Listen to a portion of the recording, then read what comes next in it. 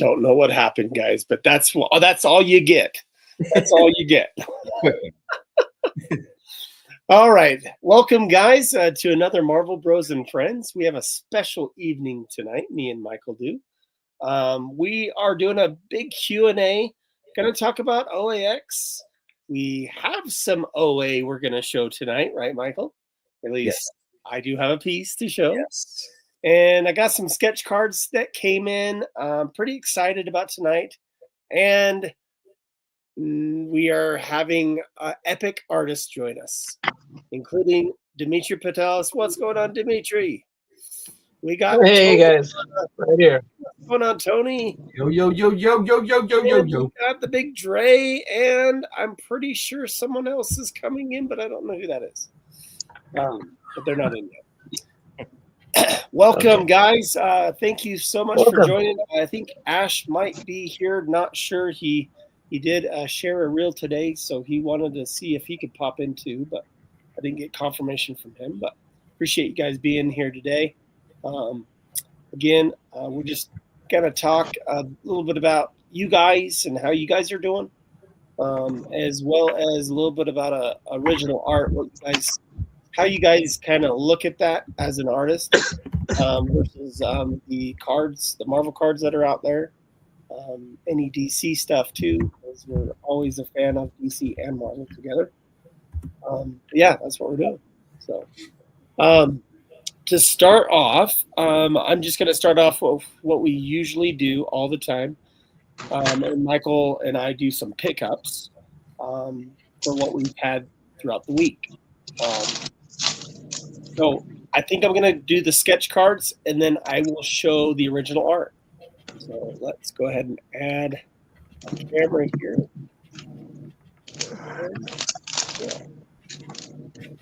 So anyways, everybody say hi to chat.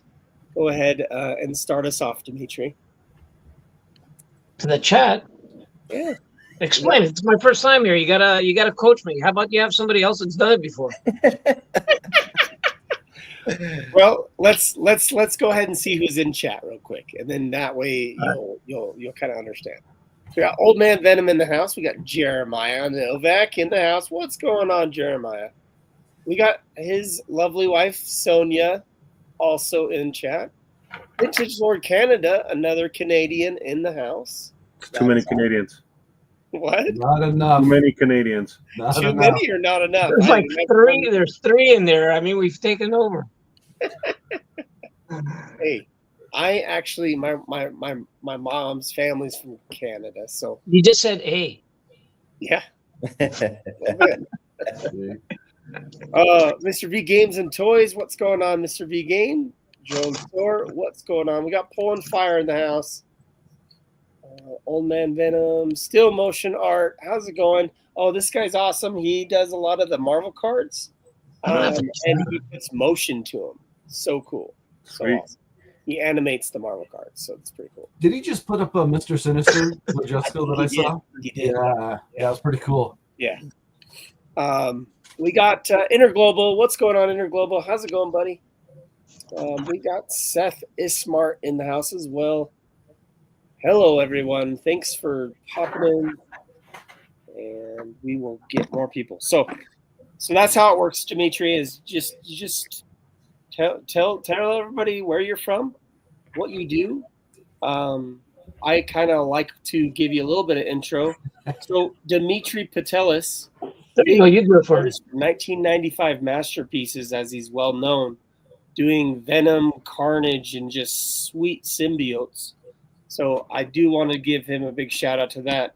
But there is a card that he did in the 1995 set that's only on a promo version, 4-panel, as well as a Mirage piece of 1995, and it's the Savage Wolverine. One of the best images of Wolverine of all time. One of the best. Amazing. This one? Yes. Nice. That is right. Yes. Dimitri, I don't know if you remember all the insert cards, but you know the 3D, Marvel Mirage insert card with that image on it too? I kind of lost you here. I can't hear you. You're getting this. Can you hear me now? How about now? Yep. Yeah. Do you know anything about the You know anything about the 95 Masterpiece insert 3D Mirage cards that your artwork is on? Have you seen those? Yes. Yeah. I got a Yeah. couple here. Yeah, the one that has that artwork on it, the 3D one. That's been one of my favorite cards since I was a kid. Yeah, Okay. Love it, man. It was I was disappointed that it was I kind of spent more time on this Wolverine than most of the other cards, and I couldn't find it in the set because they sent me like several boxes of stuff. I'm like, where's the card? Like what happened to the Wolverine? I was freaking out. I thought it was they kind of maybe they didn't like it or something. Yeah, I don't know, but it was amazing. But he's on the box actually. I didn't. It's strange that I've had these boxes around for a while, and I didn't realize that he was on the box. He was like right there. Yeah, love it. So, and it's somewhere around here. This piece, the original. Wow, somewhere around there. Somewhere around. Yeah. Just laying around. All right, let me go ahead and add my camera here. Josh, before we get into that, I just have one more question for Dimitri. Do you do like trades, vehicles for original art, anything like that?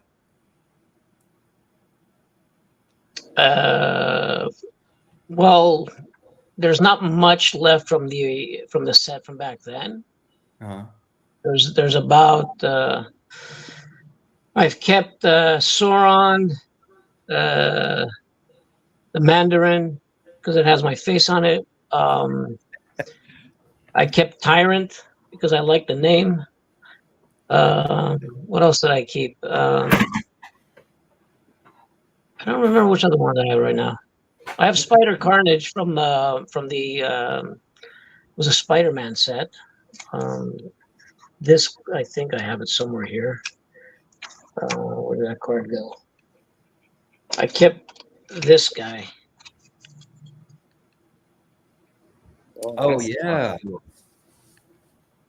love it. Lear Ultra. What is Josh, it again? Can you show his? Thank you. Spider-Man. It's Spider-Man Premium '96. Can you show it to me one more time, if you don't mind? Yeah, one more time. Yeah. Very nice. It's a fairly large painting. It's like 22 by 30. So wow, that's really neat. That's almost poster size. Yeah. Yeah, I think I can pull that one out. I think I had it somewhere here available. So we can see it around. Well, Tony, you want to go ahead and just tell everybody who you are and where you're coming from too? I love everybody in the chat room. I love you all. He loves love too. Well, you all know me. I've been around for a while. Tony Perna from Canada. Worked on various trading card sets since 2006. So I've been around the block a few times. Just a few. Just a few. Tony, would you say your most famous set you worked on was maybe 07 or 08 Masterpieces, possibly?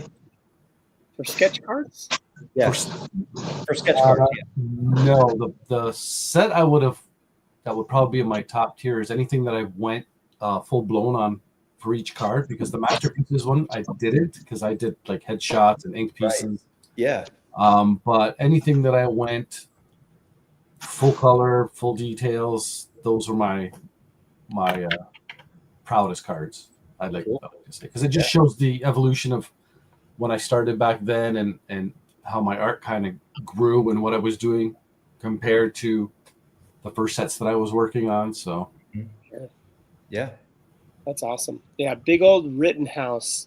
You're well known in the Rittenhouse era of great, just OG sketch cards. Oh, Rittenhouse was a fantastic company to work for, and I really wish that they would have gotten the license back or not lose it at all. But I mean, they were super good to their artists, and they always worked with you all the time. And they responded when you send them a question. Robert responded within 2 days. It's not like pulling teeth with some other companies. They made an incredible product. I know that. They did. Well, we appreciate you, Tony, for joining tonight, and Thank you. Look forward to seeing more from you. So I'm happy to be here. We got Dre drawing something or something like that. Looks like he's I just gotta say, I think Tony's probably better known for his fantastic work on the Perna Studios publication. Oh, thank you, Dre. Because Dre, you painting your toenails again? I sure am. I was waxing earlier, and then that's why I had the blue screen on.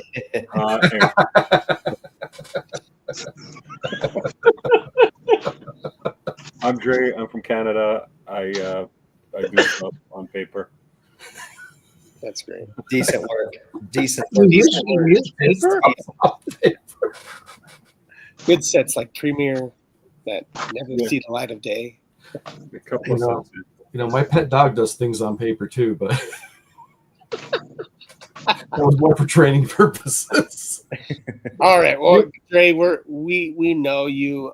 Those who do know you, you're awesome in the community. Oh, Dre's amazing. Does great work with any rendition you want to do. He does it phenomenally. I've seen so many of them done on green backgrounds or the green that look like PNGs. Like they're just amazing. So, and you do kill Venom too. So. Yeah. He's got nice toes. Yes. Venom baby toes. Gonna have to do some sort of Venom battle between you and Dimitri sometime. Yeah, that would be way cool. I'm not taking him on. Are you crazy? Here. I did one today. Come on, here. Oh. Ooh. Oh man. Wow. That's so amazing. Wild. Hey, that was it, little Spidey. Look at that little Spidey. That's cool. Hey. Yeah, I kind of, well, it wasn't today. I actually finished it now because somebody saw it and they picked it up. And I just wanted to do something just with the pen, no pencil, no tracing, just wanted so it was kind of an abstract doodle and it started coming to shape. So I figured might as well just finish it. Sometimes it doesn't work all the time. Is that a 5x7? I think it's 6x8. 6x8. Very cool. They're 6x8. I thought, it's strange. I thought these were 5x7. So and then I just measured it. And I'm like, oh, yeah, because I did another one. I had another pack that was 5x7s that I did another live. I'll show it later. It's just another one. Some would say bigger is better, but others no. So it's okay. Dimitri, how did you get connected with the 95 set to do that? Do you remember? Like how if you can share. I don't know if you can share. Yeah, sure. Yeah. Your face made it look like, oh, this is a big secret. No. A lot of black. No. I've talked about it, but it's a long story how it, how I ended up going to New York, but the piece that started it all was the Carnage, the one that's the same like the foil, like this one. Yeah. Oh yeah. I don't have one right now here, but that particular card was done as a commission for a comic book store owner, and I kind of felt good about the piece. I said, I might as well. I had gone to a show. It was in '93 in February, and it was like we thought it was going to be a dive because there was a big snowstorm in New York. Everything was it looked like the day after, and but the show went really well. So I had this piece in the works as a commission, and it was the first ever, let's say, superhero related character that I ever done, or any Marvel character to be honest. I hadn't done any other characters before like that, or any superheroes. So it was, I felt kind of good about it. And there was another show happening at some hotel, at a ballroom in a hotel, like in a basement or something like that. I can't remember which hotel this was. And this show was a complete dive. It was empty. There was some artist next to me, Golden Age. I can't remember his name. It was I think he was in maybe late 70s, 80s. And me and him were just chatting back and forth, and he was giving me pointers there. And So suddenly somebody came up, and I had that piece right behind me. And on that, I didn't have the original. I had a big poster that I printed, 30 by 40, maybe some. It was like pretty large and like nice glossy paper. I kind of felt really confident about the piece. So somebody comes up to me and goes like, I'd like to buy this off you for $1,500. I like the rights to print it. I go like, well, I had a kind of rough night. The night before, it was kind of stayed out late and a few drinks. So I think I had like some liquid courage in me. Like I'm not, maybe, I might get a little embarrassed talking about it, but it's true. It was like, I was kind of, younger, arrogant, fueled adrenaline. And so I was like, well, I kind of brought it to New York to sell it for over $2,000. I didn't have a penny in my name at that point. So he says, well, how about I offer you a job for 65 paintings for $2,000 a pop? Wow. And well, prior to that, he goes like, well, can you draw comic books? And I'm like, and I'm like, all cocky, like, you kidding? And I'm showing back the piece, right? So he says that, and I go like, well, that's a very generous offer. And I said, I'll have my agent call you. I didn't have an agent. I had a business card from the same agent from HR Giger's agent, Leslie Barney. And he passed away a couple of years back. And Leslie had met me at the preview show. And he had given me 2 cards, and he said, keep these. You might need them someday. So right there and then, I pulled one of the cards. I gave the one card to the person that said, I'm Bill Jamis. I'm President Fleer. So with the other card, I just ran to a phone booth and made a call and called Leslie. And I go like, hey, I got this gig going on. Can you help me out? Because I had no clue, contracts or anything. I was literally clueless. So he said, yeah, I'm kind of busy now. I don't know. And then when I told him the size of the gig is like, when you're done with the show, come by the office. I'm at this. Nice. So that's how it started. And then I got a couple of test pieces.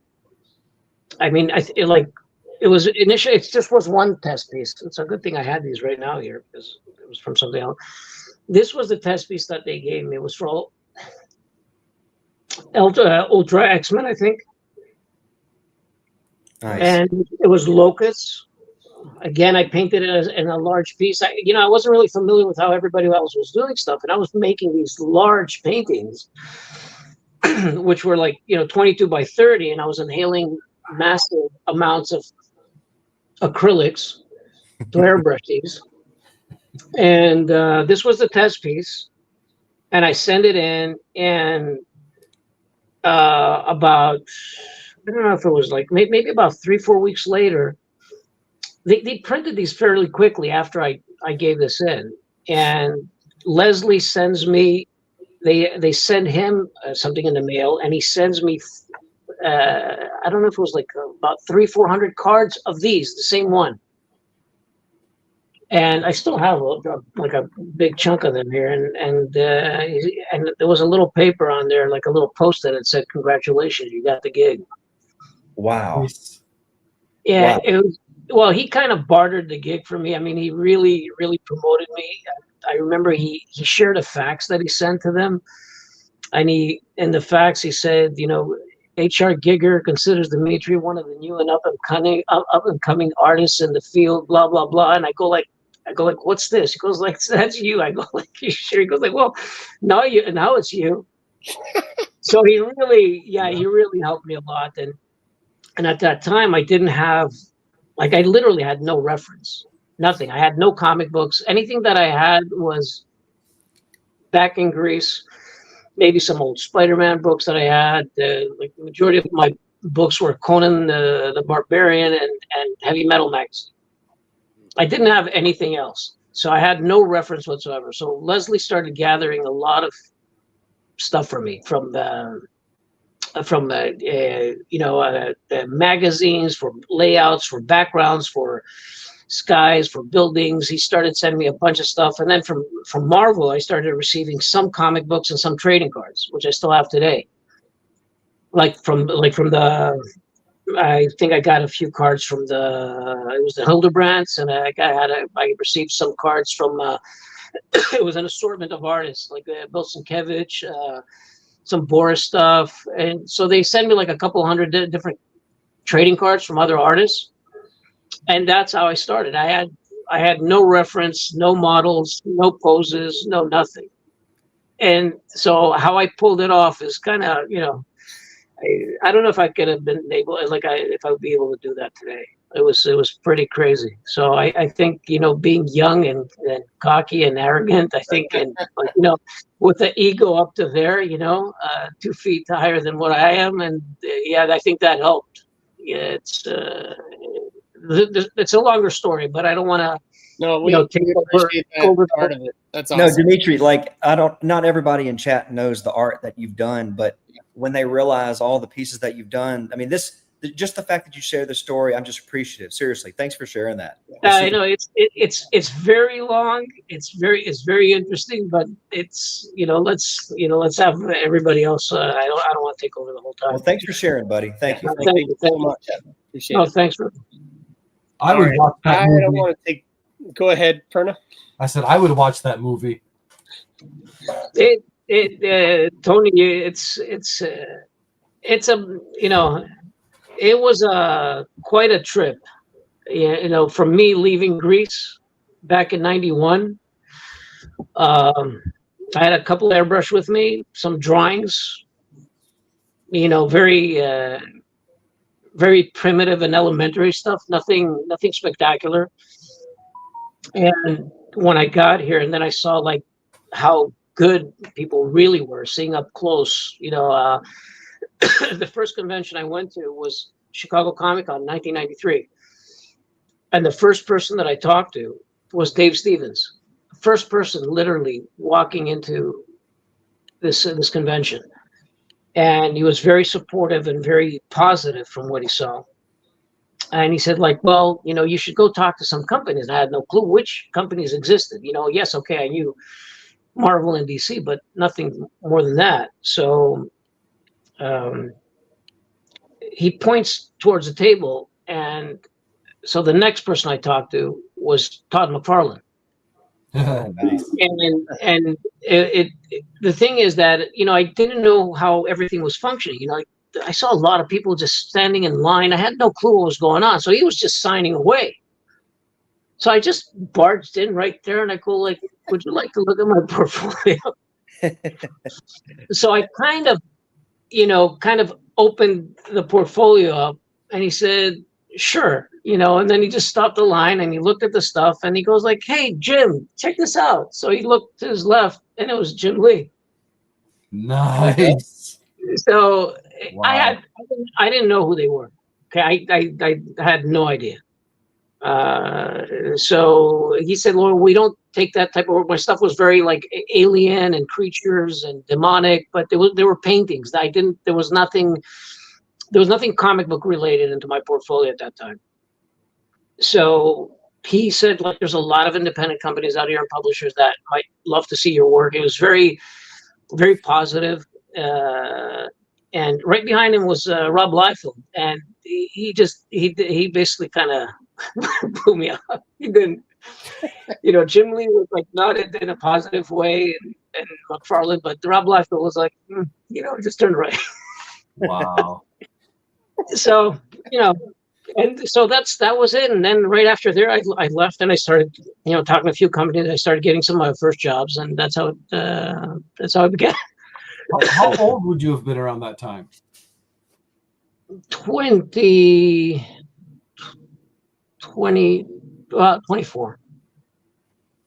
24. The only professional work that I had done up to that time was some album covers that I was doing when I was in Greece, and some silkscreen T-shirt stuff that I was working at some small workshop in Athens in Greece, and you know, and then when I got here and then I saw what everybody else was doing, I realized that there was so much I had to cover. I was really, really behind. You know, yes, it's one thing being able to render a couple of images there, but you know, the level that these other artists were was just outstanding. And when I got the gig with on the Marvel Masterpieces, and then I saw the other three artists, they were seasoned, they were out of art school. I was self-taught, so there was a little bit of a, it was scary at that time because it was a holy shit moment that, when I saw Dave's and Nelson's and Peter's work, and I'm like, Dave's work was just top notch, and I go like, well, how do I get there, like, so it was like, I remember Dave signed this and sent this to me, and this is the first piece I had seen of his work, and actually, let me pull it out of here. And this was this is scary, this thing here, how good Dave was. This is Dave back then. That's wow. Cool. Yeah. Right. And so I see that, and I realize that, okay, so it's either you make it or you break it. And I don't think I had realized the significance or the how big this was. Because I was young, and so a lot of things were just flying over my head at that point. And then Leslie goes like, you got to quit your day job because you got to focus on this. You can't be doing everything. So starting the whole thing was interesting, but the bad part was that I thought that I can just continue doing everything else that I was doing, like, going out, drinking, having fun, and performing, doing this art. It didn't kick in, I didn't realize that this is a 24 hours a day thing. You really have to put everything, like I'd do it different if it was like 10 years later, let's say, but I had no clue. I didn't know about contracts. I didn't realize how deadlines work. I had no clue. We'll have to get more in depth on that huge story of yours, but it's just amazing that sure. We don't want to cut you off, but it's just like so cool. So I appreciate it. Dimitri, I definitely got to say that you've moved up to that astonishing, outstanding level that you were watching those guys back then. I think you're pretty much up there. So definitely, 100%. I'll just have a couple sketch card pickups. Thanks. Well, I try to. Oh, yep. Go ahead. Can you hear No, I'm just every day is just trying to improve. That's all. There's a lot more to cover and to. If I had reached the peak, I'd get bored by it. I wouldn't do it anymore. Wait, you're gonna get better? There's a lot more to learn. Like better. No, you can't get any better. You're already up there. Don't get any better. You're gonna make me cry. Well, I got to get to the point that I got to feel that I'm passing something over to somebody else, right? That, like, I always thought that if you can become like a positive link to actually influence or, have something extra to give that carries further, not only your art staying, and people just sharing your artwork and stuff like that, but, people getting something from what I do. And then they'll take it and improve on that and make it even better. I think that would be the most satisfying point, being able to influence or inspire, like so many others have done for me. Fantastic. Right. Yeah. Fantastic.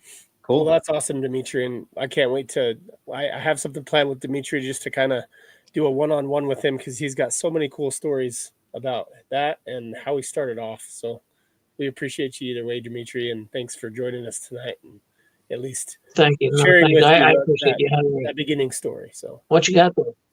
So I got a couple sketch card pickups that we usually show some pickups for the show. So this is on Masterpieces 2022, and it's Mendoza. He's a pretty cool artist as far as what I've seen. I've seen some stuff he was on a premiere. So very cool Wolverine that I got. Happy to have that in my collection there. This one is actually Jelani, Muhammad Jelani. If you actually look up his IG, he's got some really cool stuff, and just the airbrush tactics that he uses is just really, really phenomenal. So thought that was a really awesome piece. So I was able to win that as well on an auction. So, and then this one right here is a black diamond, Richard Henneman. And I've seen a few pieces of his too, and I'm glad. This is my only black diamond sketch card, and so I didn't have one, so I needed to get one, and that was a really cool one. So very nice. Yeah. And then this one is from the Evolution set, the Finding Unicorn. And this one here I thought was really cool because it just had a cool Wolverine. That's all. I don't know much about the artist. So very nice. Rodale Martin. So cool. Very nice. Yeah. But thought that was cool. But yeah, my huge pickup is I'm going to show you guys. I'm going to switch the camera here. So Black diamond sketches are getting harder to find. Black diamond sketches? Yeah. They're becoming harder. Really hard to find. Yeah. Yeah, and I got lucky on that. I think it was really cool Wolverine. So okay, so this next piece, do you guys know there was a set in the 1990s, and it was called Executioner Song. Yeah. It had only like 9 or 10 cards in the set. There wasn't. Yeah, they came in the books, right? Yeah, I think so. But it was a whole set of them that you could collect, right? There is some artwork that was actually done by Andy Kubert, and another guy too. And I'm going to show this piece, and it's an original art production color piece. So it's what they used for the color production of the card. And I was able to pick it up. And this is it here. Sweet. Yeah, I was wondering if it was going to be the one with Bishop. Yeah, very cool. Got the Bishop Wolverine. And like I said, it's the original art color production piece that they use for the card. That's very cool. Nice. So wow. And just to let you know, this is my very first original art piece of any kind. So I actually just got it was just through connections and all that stuff that I was able to get this pretty awesome piece. But if you really want to know the specific story, DM me, I can tell you. But for right now, I'm just going to all over. I was able to pick it up. So how much did that frame cost you? It was actually came framed. Okay, wow. They did the whole piece together. So beautiful, man. Beautiful. That's great. Beautiful. Yeah. So very cool. Good pickup. Really nice. No, and that's the thing is I'm not a huge original art piece guy. I have a lot of Marvel cards and I have a lot of sketch cards, and I do I commission artists. Sketch cards are original art. No, they are. And I don't want to discount they are original art. They're 101s. But when I say original art, I mean there was a original art made that they used to put into a Marvel card set and use it on the base cards or the inserts or something like that, right? But anywho, again, I just wanted to share that very first piece and just kind of celebrate the OAX that's happening in January that so many collectors are going to. Can't wait to go and hang out. So, but I brought a few folks on tonight, including you, Tony, as well as you, Dre, and Dimitri, just to have some artists on to just kind of get your feel of kind of how the original art community versus Marvel card community is and what your take is on it and everything like that. So that's kind of what we're doing, is just a Q&A. Should we doodle? Yes, you can doodle. Now, are you talking about original comic page art versus trading card art? We can do it all, Tony. So like I just want to know, like, let's say I know you're a big huge Wolverine comic fan or I am a Wolverine huge fan. Wolverine. Just ended at that. Yeah. But what I'm stating is like, at one point, your pieces that you have done, whether it's a sketch card or whether it's actually art for an actual set, you did that original art originally. And now a lot of people are, selling that original art, or they have sold it in the past or whatever, but I just want to know what your take would be on if there was original art that you had, Tony, and what you would do with it, and how that fits into, uh, your collecting and all that, in your artist world. I know you have Perna Studios, so yeah. I don't know exactly what all goes down to Perna Studios. Nobody knows what goes on in Perna Studios. Nobody knows what goes on in Perna Studios. Before the whole card thing won my heart, and I become obsessed with it. I mean, I collected. Well, I have an original page from a Wolverine comic that Lionel Francis you did, and it's Wolverine fighting the Wendigo. And I got it really cheap. It was like $80. And we're going back a long time ago. And I would never get rid of that. I mean, I love that piece. It's original. I have the comic, I have the piece. I look at both, and it's like, oh wow, this made this. Then the trading cards came along, and I love the fact that there is a relationship between the original comic art and the trading cards now. Mm-hmm. Trading cards seem to be getting more respect in the industry. A lot of people, like I could tell you a horror story, and this one still miffs me, but we have a big con up here called Fan Expo Canada, and it runs for we do 3 or 4 days. What was that? I said we do. Yeah, we do. Toronto. It's in Toronto, yes. So, I mean, up there, doing a con up here and having sketch cards on your table, people would walk by your table and like, oh, how much is this? $5? I'm like, no. Sean Chen? Sean Chen. Shang-Chi? No, he did not Shang-Chi. He wasn't there. It was Sean Chen. He had some Marvel Masterpiece headshots in gray tones on his table because he had done some of the sketch cards. And I was talking to him, and some guy came up and said, oh, how much for these? And he goes, well, they're $2 each. Thinking $200. The guy started pulling up $2 bills and toonies, and Sean just looking at him. And then I looked at the guy and I go, they're $200 a piece. And the guy was like, what? He goes, for something like that? He goes, nah. And he walks away. But something like OAX, well, they're not celebrated. Yep. Yeah. It's celebrated. It's people are like, oh, getting commissions, people, pre-show commissions. It's fantastic. There's so much of an appreciation there.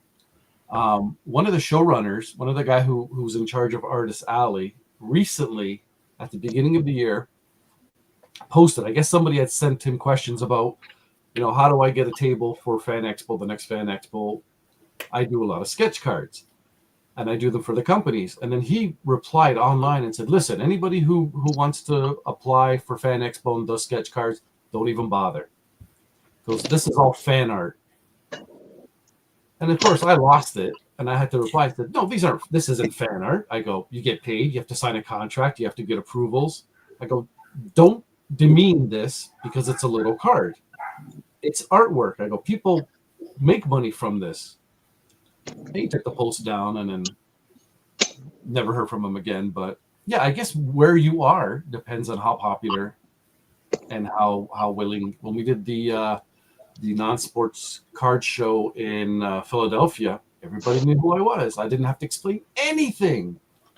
They knew what sketch cards were. They were all trading card collectors, and it's like, it was nice to kind of just sit there and go, okay, I don't have to say my speech over and over again. People know, and then people come up saying, I usually do prints of my, every card set that I work on, I make copies of the cards and I kind of put them in like a little portfolio just so people know what I've worked on. And, you got people coming up to the table saying, I own that card. I own that card. I own that card. And it's so nice to hear. Right. You get the enthusiasm, Yeah. But yeah, I think it's nice that it's being accepted. I'm so freaking happy that Kazra and Steve and Jose and Matt are really pushing for it at OAX in January, and I couldn't be happier for it. I couldn't be more appreciative for it. So I'm looking forward to it. I really am. It's going to be fantastic. That's awesome.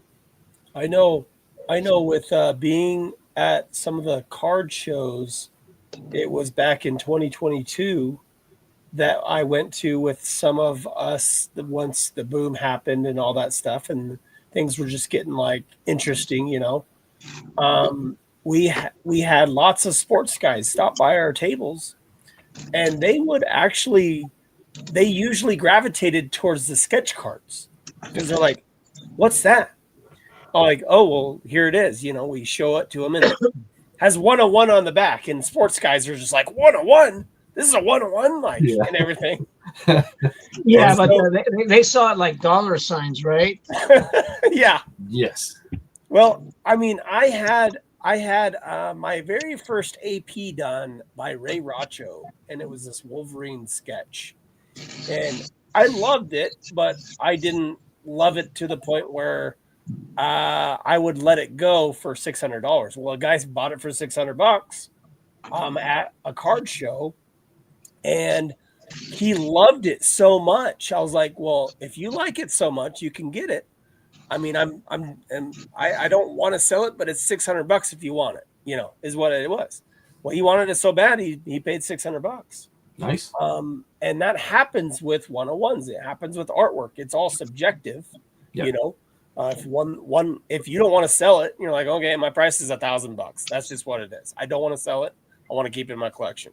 And someone wants to offer you something and do it. I mean, it happens. So, is that like Michael's $1 million collection on eBay? What about it? Is that like your $1 million collection on eBay? You Yes. don't want to sell it, but if somebody offers you $1 million, goodbye. Yeah, I'm willing to let it go for that.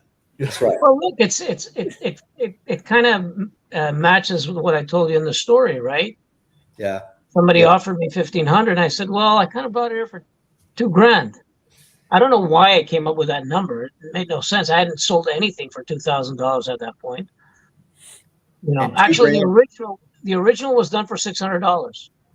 Oh. In 90, when was it? 93, I think. 93, 94. I think it's marked 94 on it. But I'll tell you something about, I look at single pieces. I know people, people talk about comic books and the interiors and stuff like that, which is, it's amazing what these artists do. But as a guy that's been doing cover artwork and album covers and book covers and single characters, to me, single pieces, I relate more to that. Like illustrations, like Frazetta, Boris, Jusko. I grew up with that stuff. And the one thing that made me gravitate towards art was album covers. And at that time, back in I remember the covers that caught my attention were Frazetta pieces that were done for Molly Hatchet. And I don't know if they were done in the 80s or early 90s, but I think it was in the 80s. Like late 70s or early 80s. So that was the stuff that I gravitated. So I always wanted to see more covers. I always loved looking at album covers. Like back then we had cassettes and even CDs. So I said, that's what I want to do. I want to do album covers. That's how it all started. It had nothing to do with comics or anything like that. So to me, when I started seeing this whole thing about trading cards and all these fantastic pieces of small, like miniature, like, I mean, they were printed small. The art, I don't know how big the art was, but it was just amazing to see what existed out there. So to me, always covers were the main thing. So even when I go to a comic book store, I pick up a lot of comic books, not because of the title or because I'm going to read them. It's just because of what's on the cover. I buy comic books for their covers. Yep. Nice. You know, so Nothing wrong with that. No. Yep. Well, to Tony's point, what I was getting at is you could be at a table, the wrong crowd, like he was that one time, and $2, you said two. The guy's like, oh, $2, you know, and technically it's just not the right crowd, like, or it's not the right educated people, right? Exactly. And so once we can do more of this, Tony, and educate people on that this is actually an artist that did this, this, and this, and this, and they made this sketch card, there's worth to it. Yep. And if you want a custom piece, it's going to cost you this.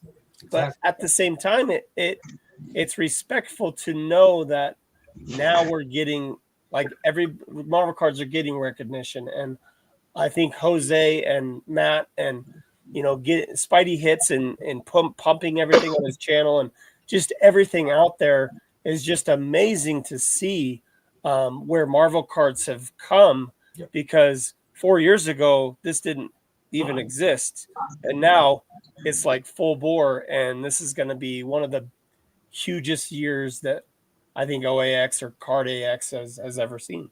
Yeah, I agree. Totally agree. Jose is the one that brought me back into this. Oh, yeah? Yeah, like well, Jose had a few of my, like, well, he has something of mine. Let's call it that. so he asked me, because, like, you know, like, are you, you know, there's this whole community and like these groups online and stuff like that. And that's how I basically started getting to, you know, the Marvel cards, Marvel masterpieces and all that. I had no clue this was all happening. I had done sketch cards, but not for Marvel. I did sketch cards for Topps for Star Wars back in, I don't know, 2004 or 5 maybe. And I was approached by somebody that I worked on Mars Attacks, and I had done some stuff for Aliens and Predator. And they said, well, it's a new thing, you know, people, it's just, you know, I go like, but you're asking me to do like these people are done 1,000 cards. And I'm like, I can't do that. I don't have time for that. It's like, no, just doodle some sketches. So I go like, what do you mean sketches? They send me some samples. And I'm like, oh, just line drawings? It was just pencil drawings. That was it. So I committed. I said, okay, I'll do 100.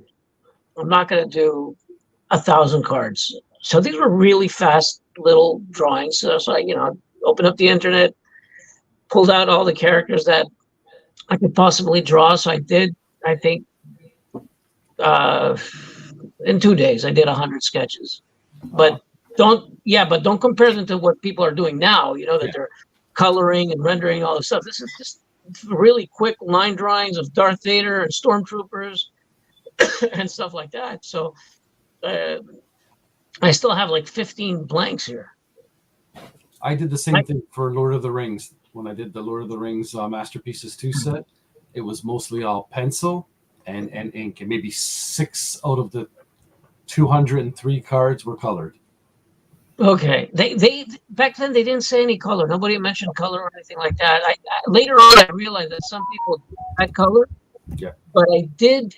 But they gave me 20 blanks for 100 sketches, which was interesting. I go like, oh, like, look, okay, I'll make my money back, because people were offering good. They were pretty generous on getting commissions on the small cards. But then I was, again, really busy. So that's why I still have a stack of, people are asking me to sell the blanks. No, don't do that. But you can definitely make money on those cards. Yeah. 100%. After I complete the commission list. Yeah, after you finish your other stuff. From hell, yeah. So we're talking what, 2030, 2040? Nice and vintage by then. So what are you working on there, Dre? His nails. We already talked about it. He's not working on nails. I'll show you in a sec. Okay. Hey, so Elaine's going with you, right? Tony? Oh, I thought you were talking to Dre. Does he have an Elaine too? No. Yes, she is coming. That's exciting. Yeah, she's coming to keep me on my toes and for me to behave and to make sure that I draw. So I need to bring some stuff that I owe you, Tony, that I've promised to you that you probably forgot, but I did. Yeah. So one is actually coming back graded. Oh. And Michael has them coming back, and I have 3 copies of them. Oh. And you're gonna have one of them. Ooh. And it's a Wolverine numbered card. Nice. Oh man. Well, so for a little while ago, I didn't know if I was going to OAX, and Michael didn't know he was going.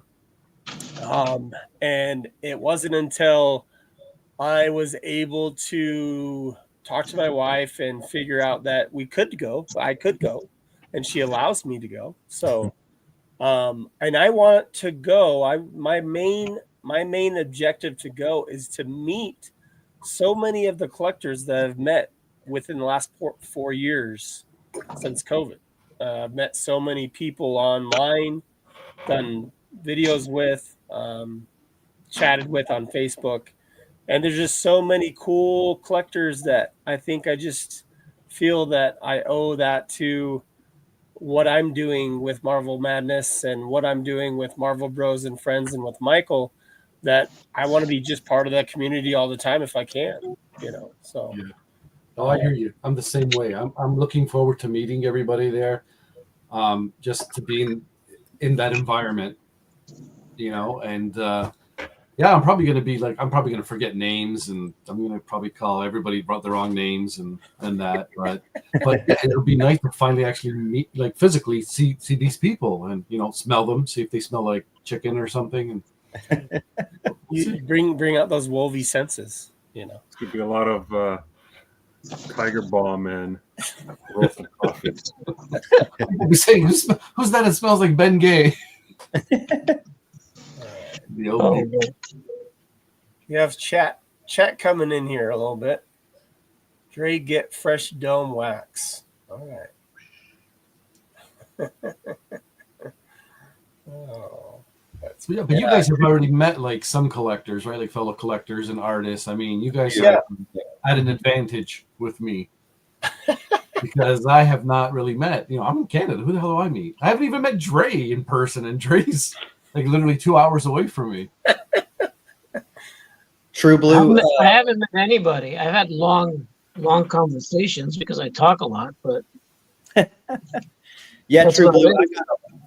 I got a lot of favorites. And Pulling Fire, before you posted that comment, I already had it pulled up. That is definitely one of my favorite sketches of all time. Oh, nice. Hold on. All right. Cool. Nice. You got to turn it the other way. There you go. There you go. Oh, I knew I was going to do that. That's awesome, dude. That's yeah. awesome. But I got a lot of favorites though. True Blue. That's really, really tough to pick. But that was the first one that came to mind. I was going to say, do you have to send that one back because it's not a 9.5? No, I don't care about the grade on the sketches. I just want it saved and encapsulated. No, I have a 9.7 of that blog. Yeah, I want to see it. CGC. Hold on, let me go to Photoshop for a minute. Hold on. Oh, I thought you were talking about comics for a second, Tony. I do want to correct one thing that Tony said. Was it Tony that said the $1 million collection? It's actually $1.5 million, just to let you know. I did say $1 million. I didn't realize that Mike was getting a little greedy there, but yeah. I think it's going to be worth a lot more than that one day. Yeah, probably. One thing that so I have commissioned a sketch from Dre, and it was actually on a hologram cardstock. The hardest thing he's probably ever done with paint on like a shiny cardstock. And I love it to death. And then I have something else that I sent him, but I'm waiting for him to ask me what to do with it when he's not busy anymore. So that might be in another year or so. Yeah, you're gonna need to remind me what that is, because I think I may have totally forgotten.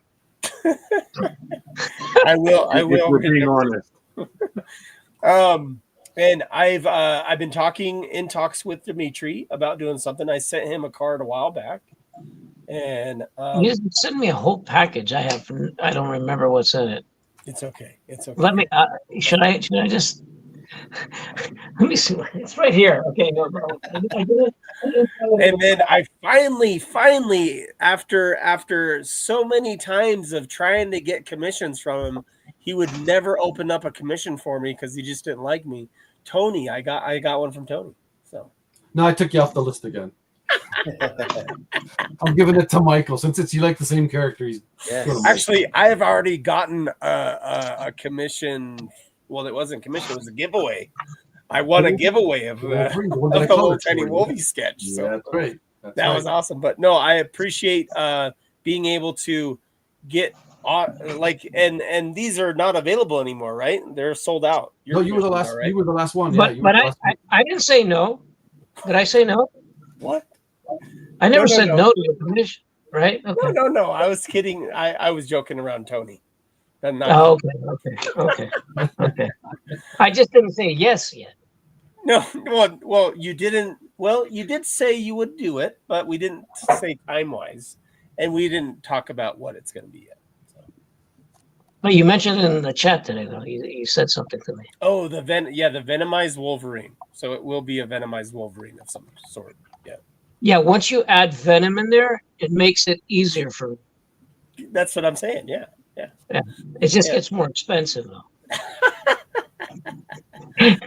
Well, and then you may be able to still squeak in a Secret Santa sketch too. I said yes. Yes. Okay, cool.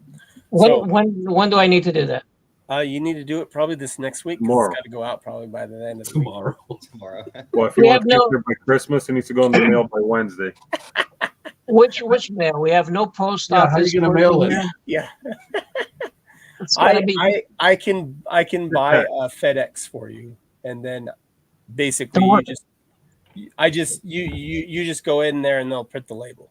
So. Okay, so what is this? What's if this is your personal stock, right? Yeah, I'll send you a DM. I'll send you a DM after. Yeah. Okay. All right.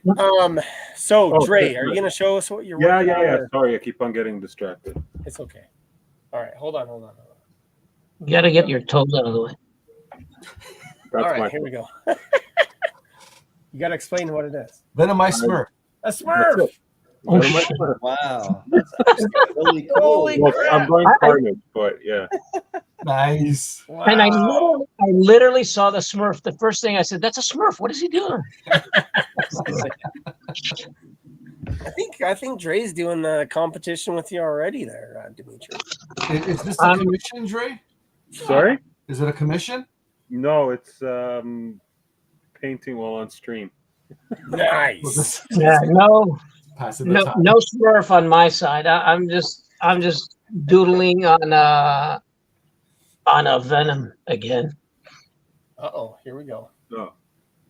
Look at that. How long did that take you, Dimitri? To just this last 3 seconds? No. Actually, I had like 3-4 different ones in front of me before, and I was just trying to decide.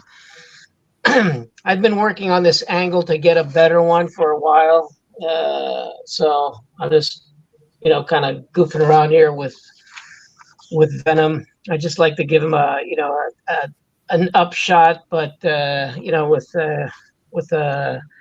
with a hand in there, maybe or not. I did these the other day. I did a live. I did this one here. Oh, that's beautiful. That's cool. And, wow. Carnage that we did a live event and an auction, but what I did is I wasn't sure what I was going to draw. So I said the night before I actually did some pre-sketches on the iPad, and I said just in case I didn't want to suddenly get artist block live and don't forget how to draw Venom. So I had a few sketches, and I just pointed out which one you guys want me to start with. So I did a couple, and that was it.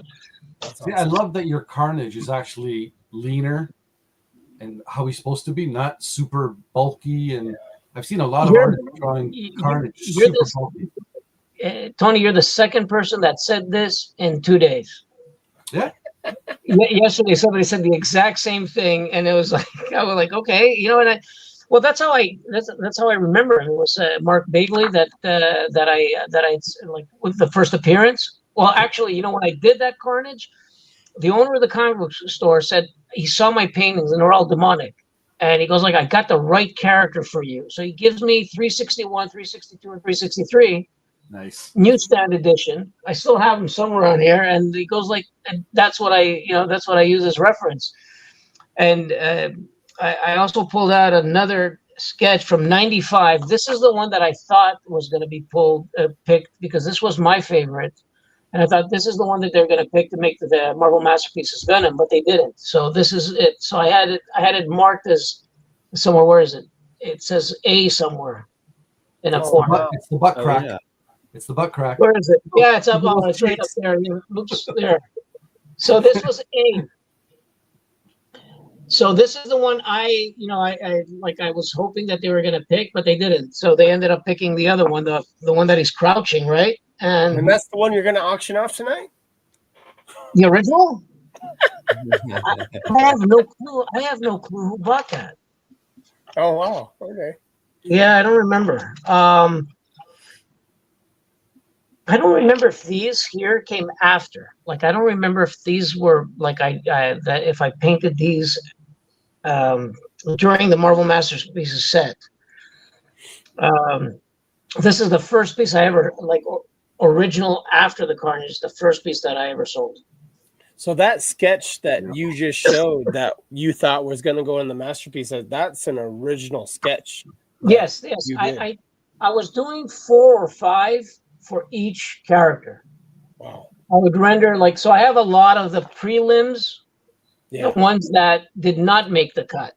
Okay. And I have a few here.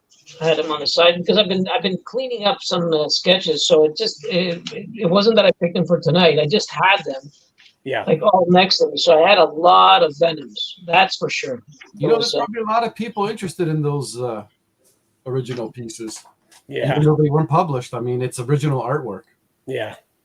You know, this was one of the ones that I was just thinking prior, instead of the one that was picked, it was this head. Now these are not rendered, fully, but I'm always now entertaining the idea to go back at them and,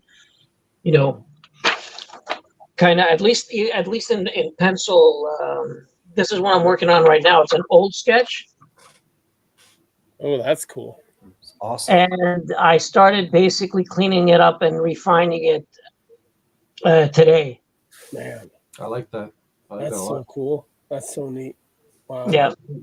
So I'm gonna give a dynamic lighting getting lit from underneath. Yeah. Tony, I'm trying to figure out which one's. Excuse me? Do you still have the Thor?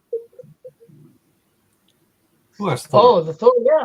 Yeah, I actually sold the Archangel, though. I had the Thor and Archangel. I'll show you right now. The Archangel is gone, but I still have it here. I haven't sent it over. Pencil one, right? Yeah, so here's the Thor. Yeah. Oh, that's cool too. I like Beautiful. that. Wow. Jeez. Awesome. Actually, right here, it's shiny. Let me get it out of here. Jeez, that's cool. So cool. That is really cool. So there's a Thor. Oh. I kind of refined it after the fact. And that one went in the original sketch was a lot looser. Oh. Okay. I mean, it is the original sketch. I just basically after the set was done, I just went in there and I kind of did more. So Dimitri, your final pieces, is that on canvas or board or? They're done on illustration on watercolor. I used Fabriano, the brand. It's 140 cold press, and from early on, before I started doing any of the marble masterpieces, I was familiar with that paper, and it was very durable and easy to. If something happens, it was easy to restore. Like I had sent sometimes, like I would send a painting, and they actually crushed a tube. I sent 2 paintings to the UK once, and UPS just, I don't know how they managed to trash a 5. It was maybe like a 5/8 of an tube. Yeah. You can run over that with a truck, and it's not gonna. And they managed to smash that, so that the paintings came in with they were rolled in that tube, so they had creases, like 4 of them. Oh. Yeah, it was it was horrific. But because of the quality of the paper, what I did is I just submerged them in my bathtub, and then I just mounted them on my drafting table. And because you've already basically stretched it to its maximum, because it's wet now, so now it's stretched all, and you basically pin it down and put tape all around, so then it starts drying and it shrinks, so it literally any of the damage disappeared. Oh, good. That's why I kind of was always scared about illustration board, because I'd seen illustration boards cracked. So it would either be that or canvas, but I never worked on canvas. I played around in the past, but it was like I got so used to the qualities of the paper, and with airbrush, it just it would, if you use a canvas, it wouldn't absorb the same way. Right. On the watercolor paper, it would absorb what you needed, so the drying time was really fast, especially with acrylics. So you'd be able to just immediately put your hands on. I didn't need to use like a piece of wood or a bar or a ruler to not touch the paint. My hands were always really close doing detail. That's cool. That's quite cool. Yeah, that's so neat. I'll pull up since we're talking. Let me pull up an original from back then. Michael, is that a salt shaker you keep drinking from? Looks like it, doesn't it? The guy's drinking salt. What's wrong with him? Hey, Dre, are you on OAX? You're not going to OAX, are you? No. Hey, Donnie boy. Yeah. Okay. Shout out to Jeremiah. Yeah, big Jeremiah in the ass.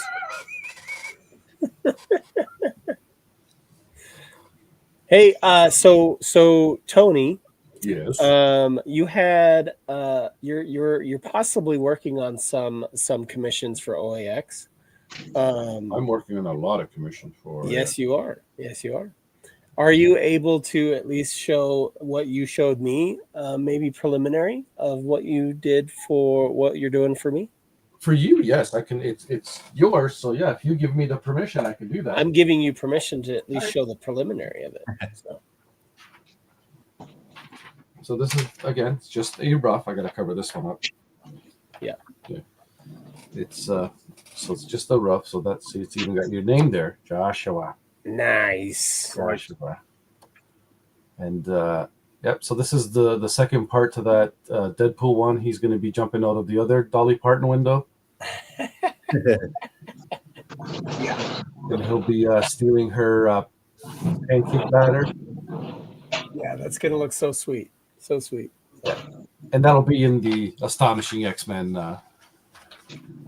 outfit. Nice. Nice. Very nice. Yeah. No, I got a couple of Wolverine commissions for a couple of Wolverines, a couple of Rogues, which I have to fight Elaine for because she's gonna not want me to give them to the people. Yeah. Well, that's awesome. Will there be artists there that'll do commissions on the spot, like over the weekend? Yeah, I think all 3 artists, because we're gonna have blank cards there. Yeah. So everybody, so let's talk about this, Michael, because everybody that's watching. So there will be a sketch card that's given to everyone. Okay, and that sketch card, they will be able to on Sunday. There's going to be a time frame. Don't know exactly what the time frame is going to be. Maybe it's going to be 2 hours, 3 hours of people just walking around. I think it's an hour and a half to 2 hours. Yeah. Okay. People walking around and with their sketch card that they have, and gonna get a sketch done by an artist of your choosing, and you have to wait in line and all that stuff if there is a line with some. But that's kind of the whole point, is when you get your packet, if you buy a any OAX entry form, you get this sketch card, and this sketch card you'll be able to on Sunday. Go ahead. Yes, but there's not every artist will be participating. So they will tell you who's participating, because that in that 1 hour, hour and a half, they're free sketches. They'll usually be really quick, because they basically tell you don't spend more than like 10 minutes on the sketch. Correct. Isn't that actually one of your strengths, Tony? Seriously, I think you do amazing work, but when I've seen you done quick, like simple sketches, they're actually like really, really good. Yeah, that's what I can't color while I'm at the show because it'll take me too long. Right. Like if I literally said, okay, I'm going to color a piece, then I guess I'm doing one piece for the entire show. But yeah, I mean, literally like head sketches are going to be like head or chest up. Will be rather fast for me. So right. I'm actually going to test myself out, because I'm getting Elaine to randomly put like 10 names in a hat of characters. And then I'm just going to go in and pretend like somebody's coming up to the table and saying, okay, can you draw this character? I'm going to pull it out and say, okay, I'm drawing this, because I don't want to assume, okay, everybody's going to want a Wolverine, or everybody's going to want, somebody might come up with a really obscure character, and say, oh, can you draw this? Okay. and just knock it out. But there will be some pre-drawn sketch cards at the table. There's going to be some larger pieces, 9x12s, that'll be at the table for sale. I'm actually working on 2 auction pieces, 2 9x12 ink pieces that are going to go up for auction for them.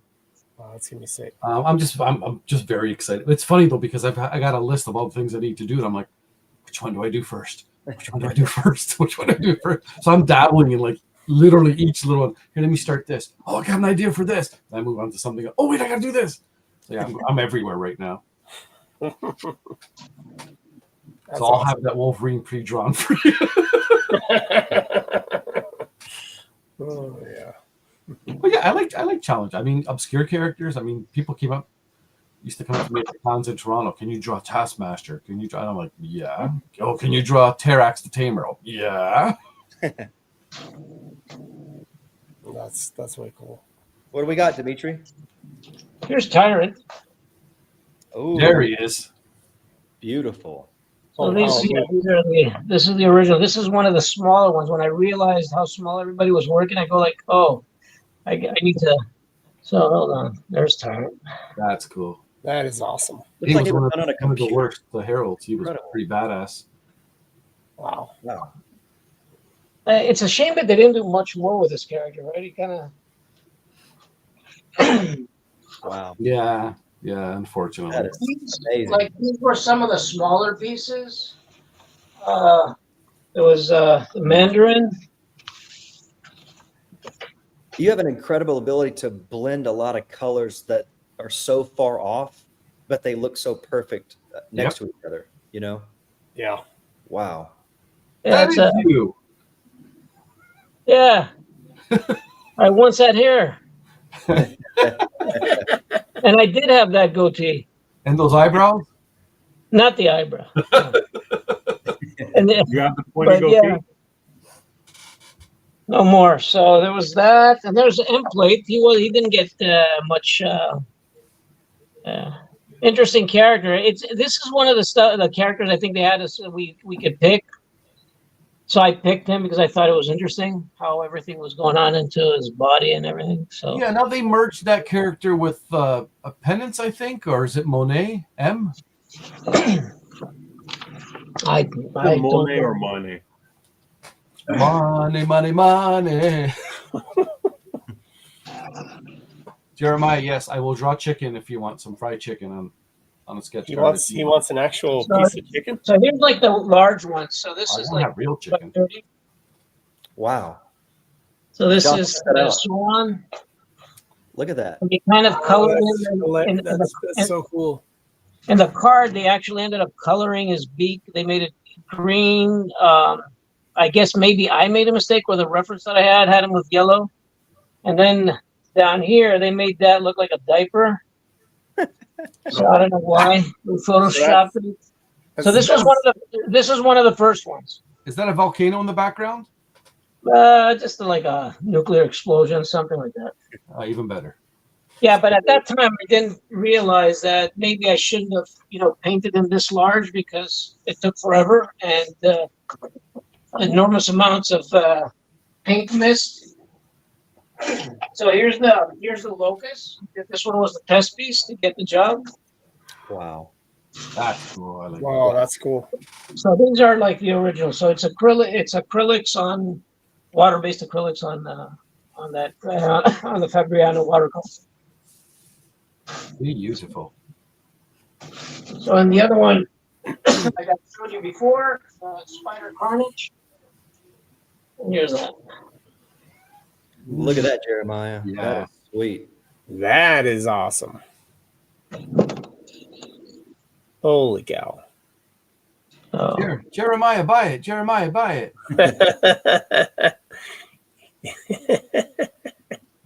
Dimitri, that's beautiful, man. Yeah, that is amazing. Wow. Thank you. What Here's was one that's with Marvel. It's not Marvel. It's an Aliens and Predators that I did for. That's still awesome. I love that. Oh, your art book is amazing, by the way. The most recent one you had. Who received it? Who got it? I got one. Oh, okay. Oh, yeah. Tony, I sent you one. Yes. Yeah, beautiful. Thank you. Thanks. Amazing. How long does it usually take you to do a piece? What? How long does it usually take you to work on a piece? I usually spend more time sketching it. I like it's important to me to have like a balance and have I don't like just picking up a pose or finding something on the internet unless I basically take it and improvise on it and make it my own. That's the thing that I had from the beginning, which basically I consider it a plus for the final work, but working on deadlines and professionally, it's an issue. Yeah. I just don't like I don't like generic poses. Maybe mine are starting to become generic when I have like Venom posed in the same way, but it's my way. Yeah. So that's fine for me.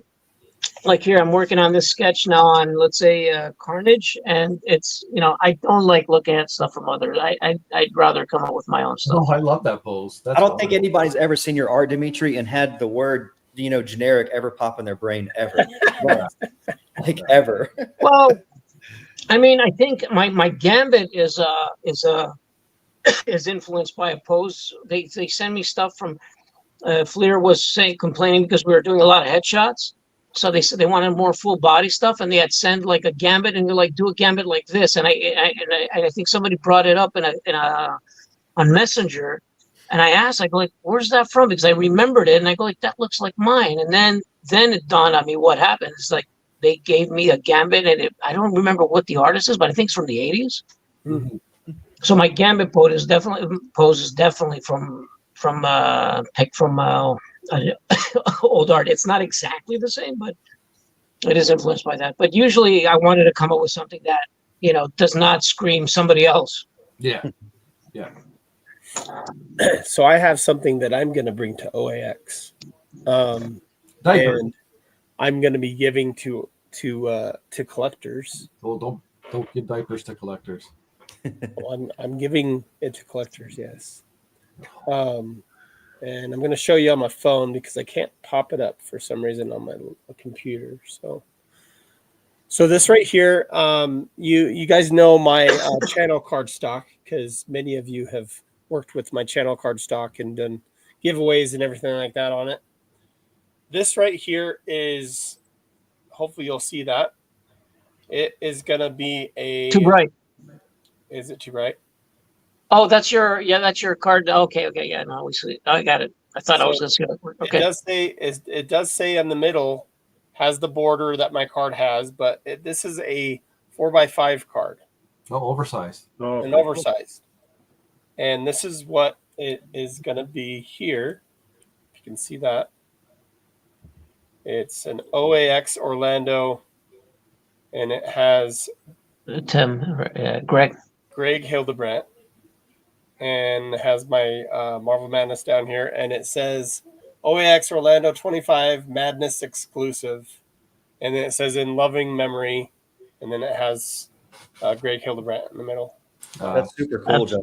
Really cool. And that's the back of it, and then there's a square where the artist will sign. But they're just going to have the ability to use this and possibly pay a guy to do a commission, pay an artist to do a commission with that oversized 4x5 cardstock that I'm pretty much just giving away to 100 artists or 100 collectors. So that's awesome. That's very cool. Yeah. What are you bringing, Michael? Himself. I'm bringing myself. Himself. No, I'm gonna. Justin has a little booth in Spidey Hits, and he said I could bring some sketch cards. So I'm gonna bring some sketch cards to put out. Cool. Very cool.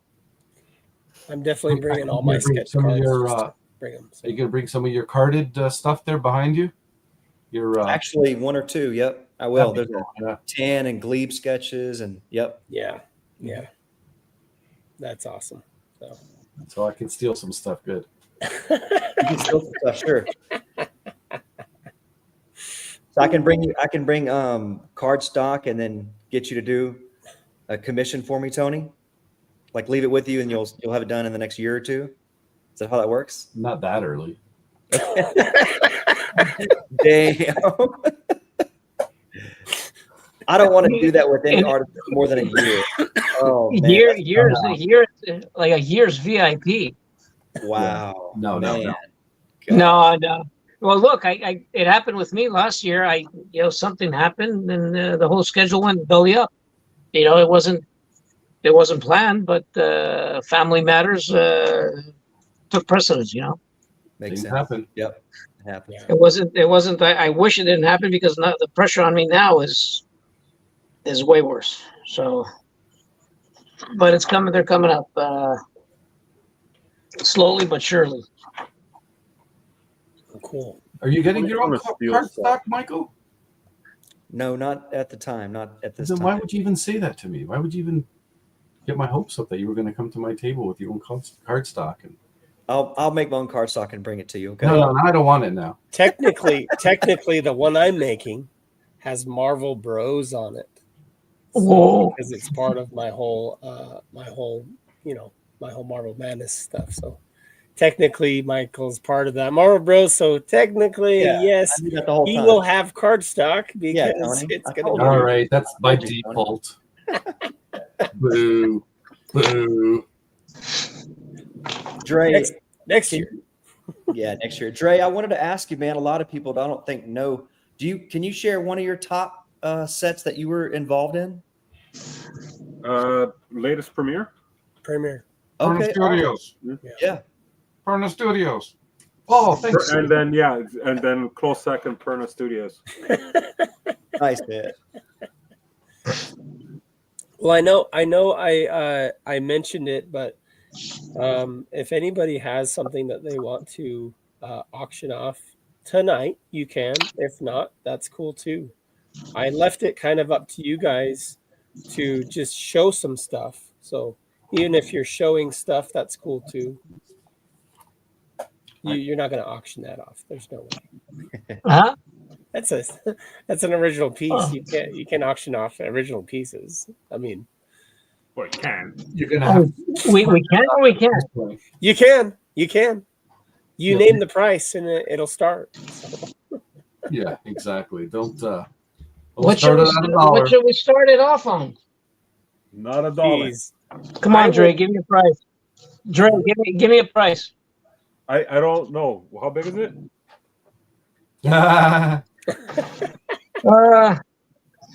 It's always about size. It's let's see. Size does make a difference. How about we do this just a second? Tell them we got to know a little bit of history behind it before we start even going into price. And most important, it's approximately 5 by approximately 6x8, approximately. 6x8. Are you All right, doing where does it originate? Yeah. Where is this originating from, Dimitri?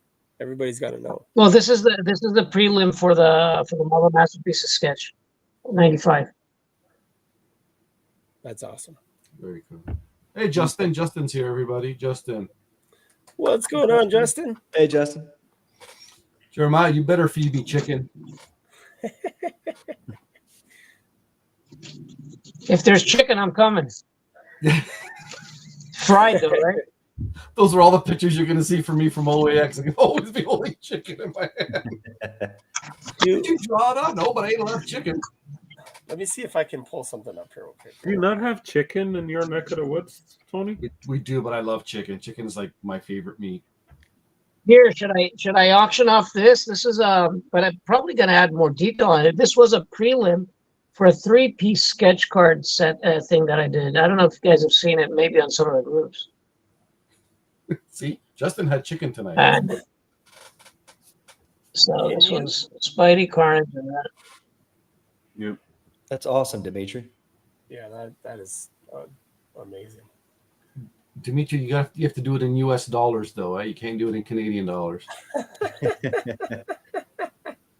I don't use Canadian dollars anymore. Yeah, me neither. Okay, I'm gonna just add something real quick because if Jeremiah's claiming all your Venom stuff. If we're talking about that Thor, I have to give a little bit of background here and show people. So this right here. Stand down, Jeremiah. Okay. So if you can see that, guys, this is what he's talking about. Is this piece right here, which is from the there's a sad story of this though. Huh? You know, it was the one of 6 last pieces, and they basically cut off the deadline. We thought, I thought I had like 3-4 more days, and they said no, you need to have everything shipped out tomorrow.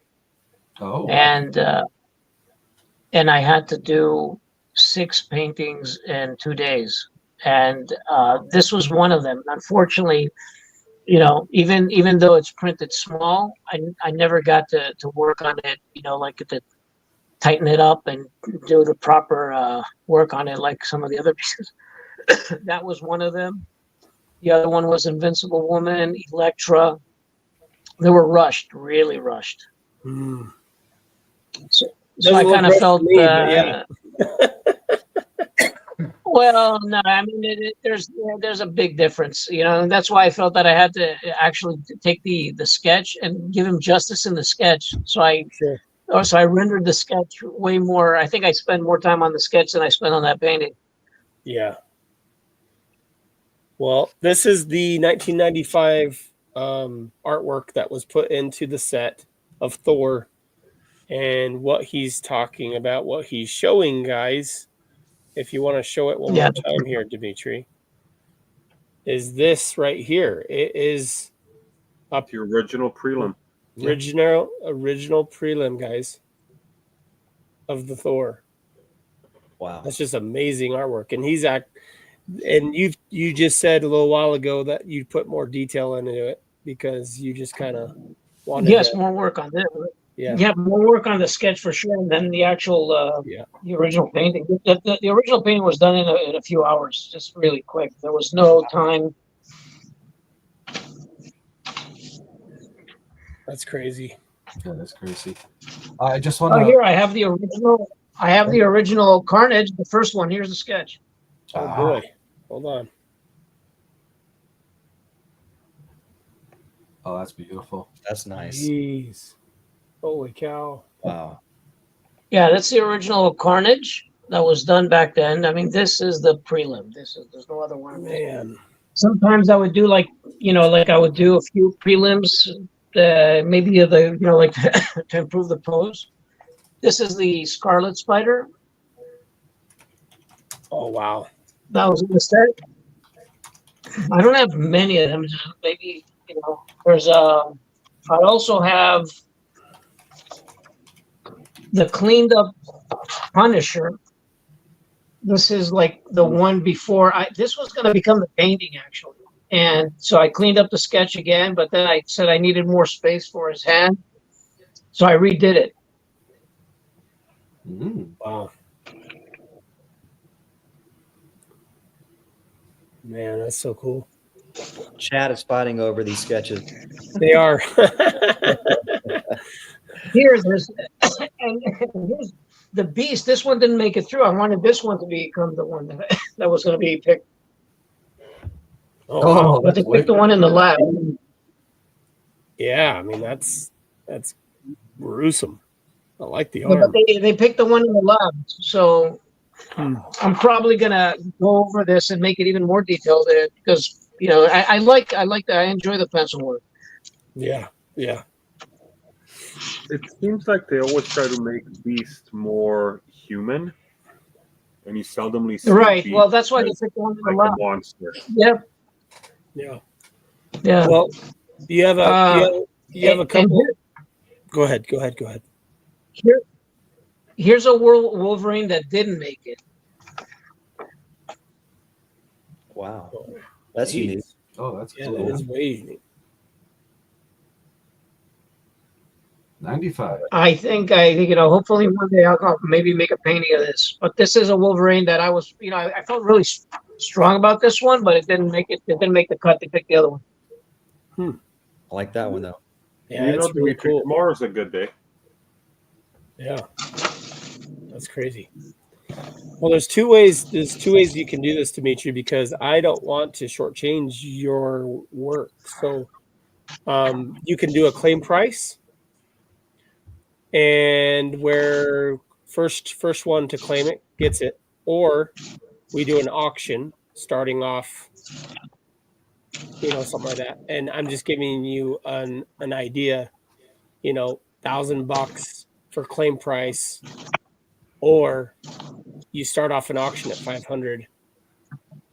And that's kind of what I was thinking price wise. I don't think we can auction these off less than that. Yeah, the Thor. It's got a lot of work in it. I don't know. I wouldn't start it at 500. Okay. Well, no, and that's what I'm trying to say is Dre, say something. If you guys want me to do it, I don't necessarily have to, but he's available. Yeah, you're the one that brought it up. So, guys, do we want him to do it? He's going to name a price to start off with. Like, would you sell it for? Well, let me look at the chat because I don't know.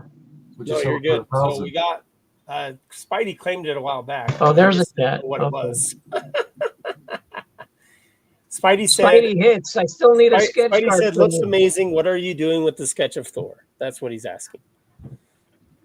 And then now he's like, "Claim Carnage." Jeremiah said claimed, and then he said, "Uh-oh." They're gonna fight. Spidey said he was first. They're gonna fight. Yeah. Okay. So what do we do? I was specific in my claim. Dimitri, I still need a sketch from you. Well, Dimitri, what would you sell? You claim Spider. Who claimed Spider? I'm confused with the chat with the comments here. Well, nobody claimed. They're saying claim, but you didn't name anything or even start anything. Okay. They're claiming it for free. Let's do this. I'm going to start it at 800. How's that? 800 for an original sketch piece of the Thor. To start it, right? No claims to start it off. No. If it goes, it goes. But that's the least you'll take for it. Right. Okay. Yeah. So there you go, people in chat. 800. 800. Do we have 800 on that this prelim tour of a printed card? Of a printed card. This is an original sketch piece, and he even went above and beyond and put more detail in this than the actual card. Yeah. Everybody's a Carnage Venom fan. Well, and that's where it was. There was a couple ones that wanted that Carnage that you showed. Yeah. Which one? I'm confused. Oh, the first one. Yeah. That first one you showed. Yeah. And that's that's another possibility if you want. Well, that one is available, but it's amazing right there.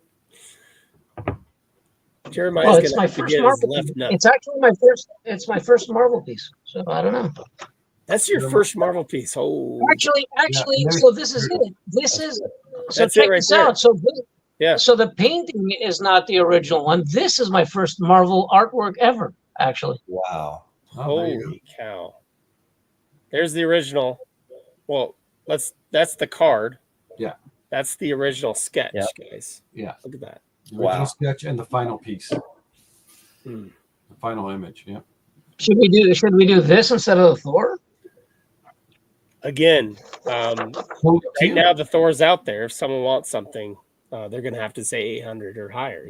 So. Justin might bite on that Carnage. But we need a starting price for the Carnage if we are gonna do the Carnage. If we want to attempt to do it, it's not. Again, we're not going to give these away, guys. So anybody that's on stream or sees this stream afterwards and wants to reach out to them.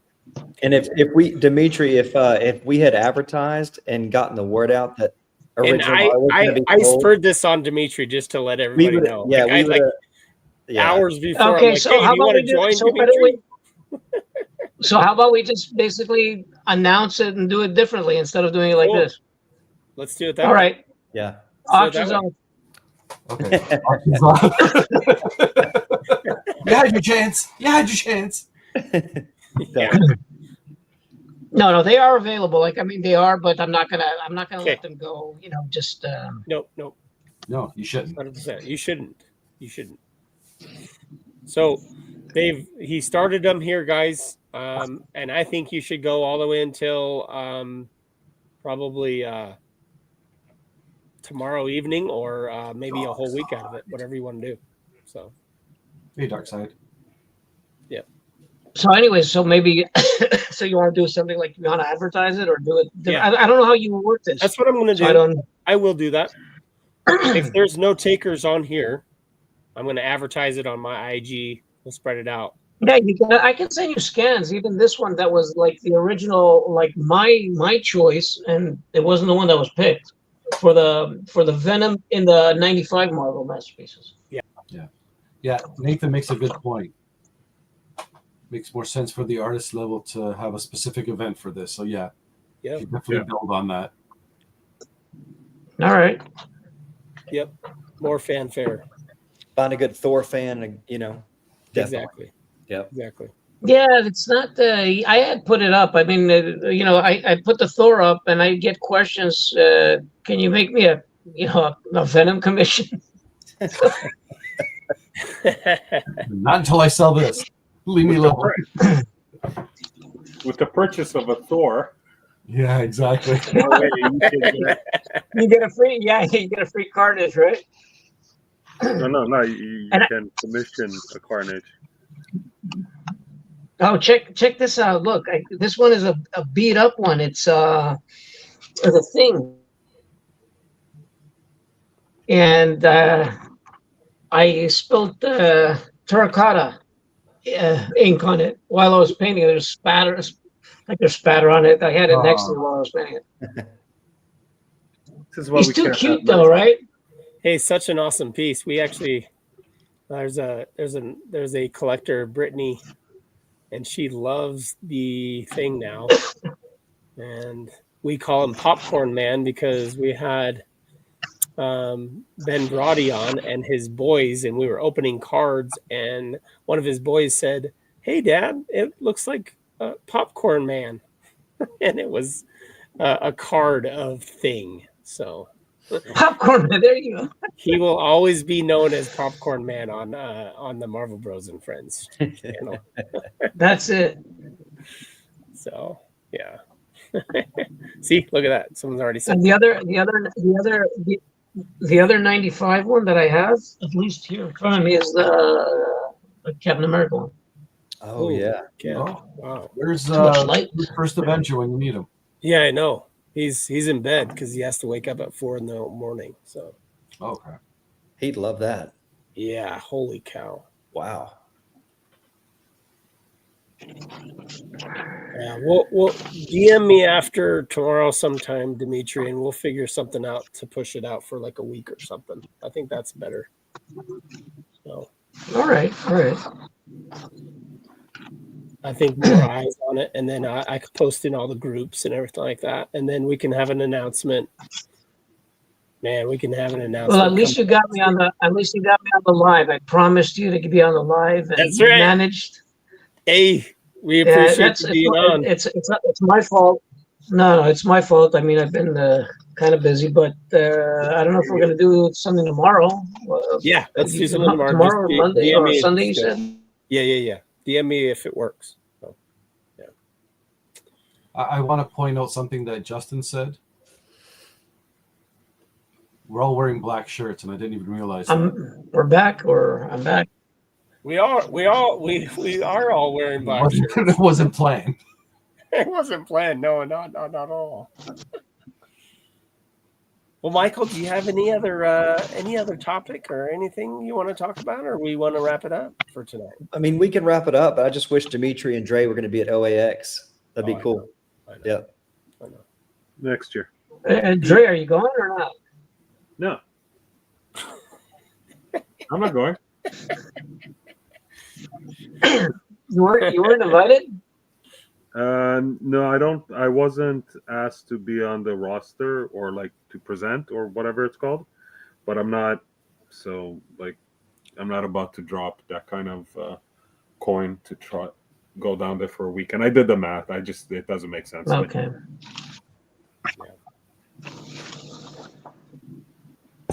I'm still thinking of dropping by, but I don't know. Justin wants to hop on. Oh yeah, I sent him a link, so if he can jump on and see him. For a sec, if y'all, come on, Justin. He'll come. Press play, Justin. Swipe left or right, Adam. Well, it was nice looking at Dre's head the whole stream. Hey, it's shiny, whatever it is. It's freshly waxed. Yeah.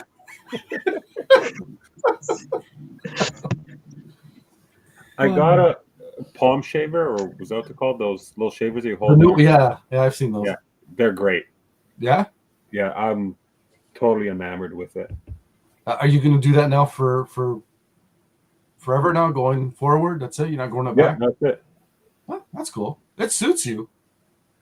Yeah, it's a pain to do, like, with the clippers. Yeah. Dre, True Blue says Canadian Walter White.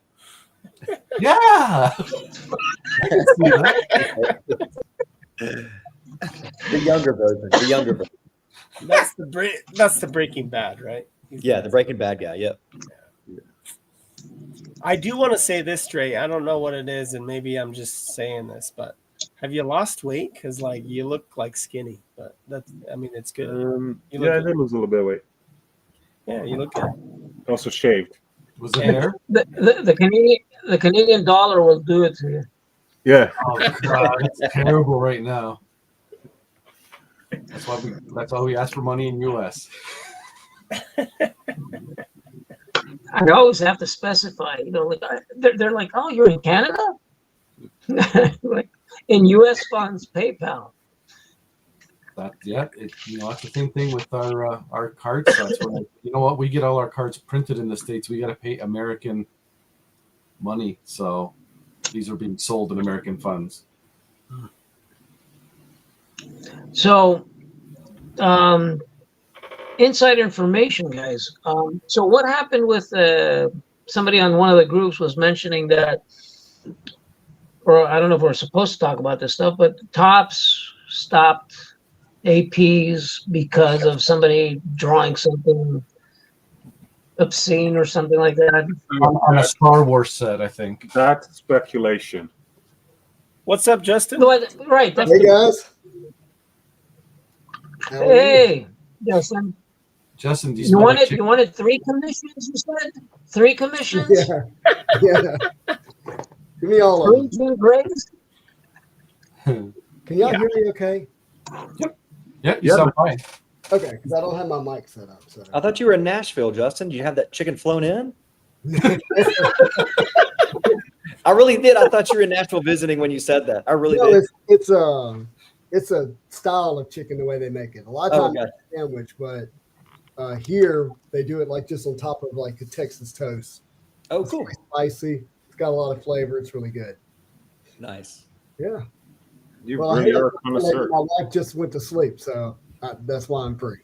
Okay.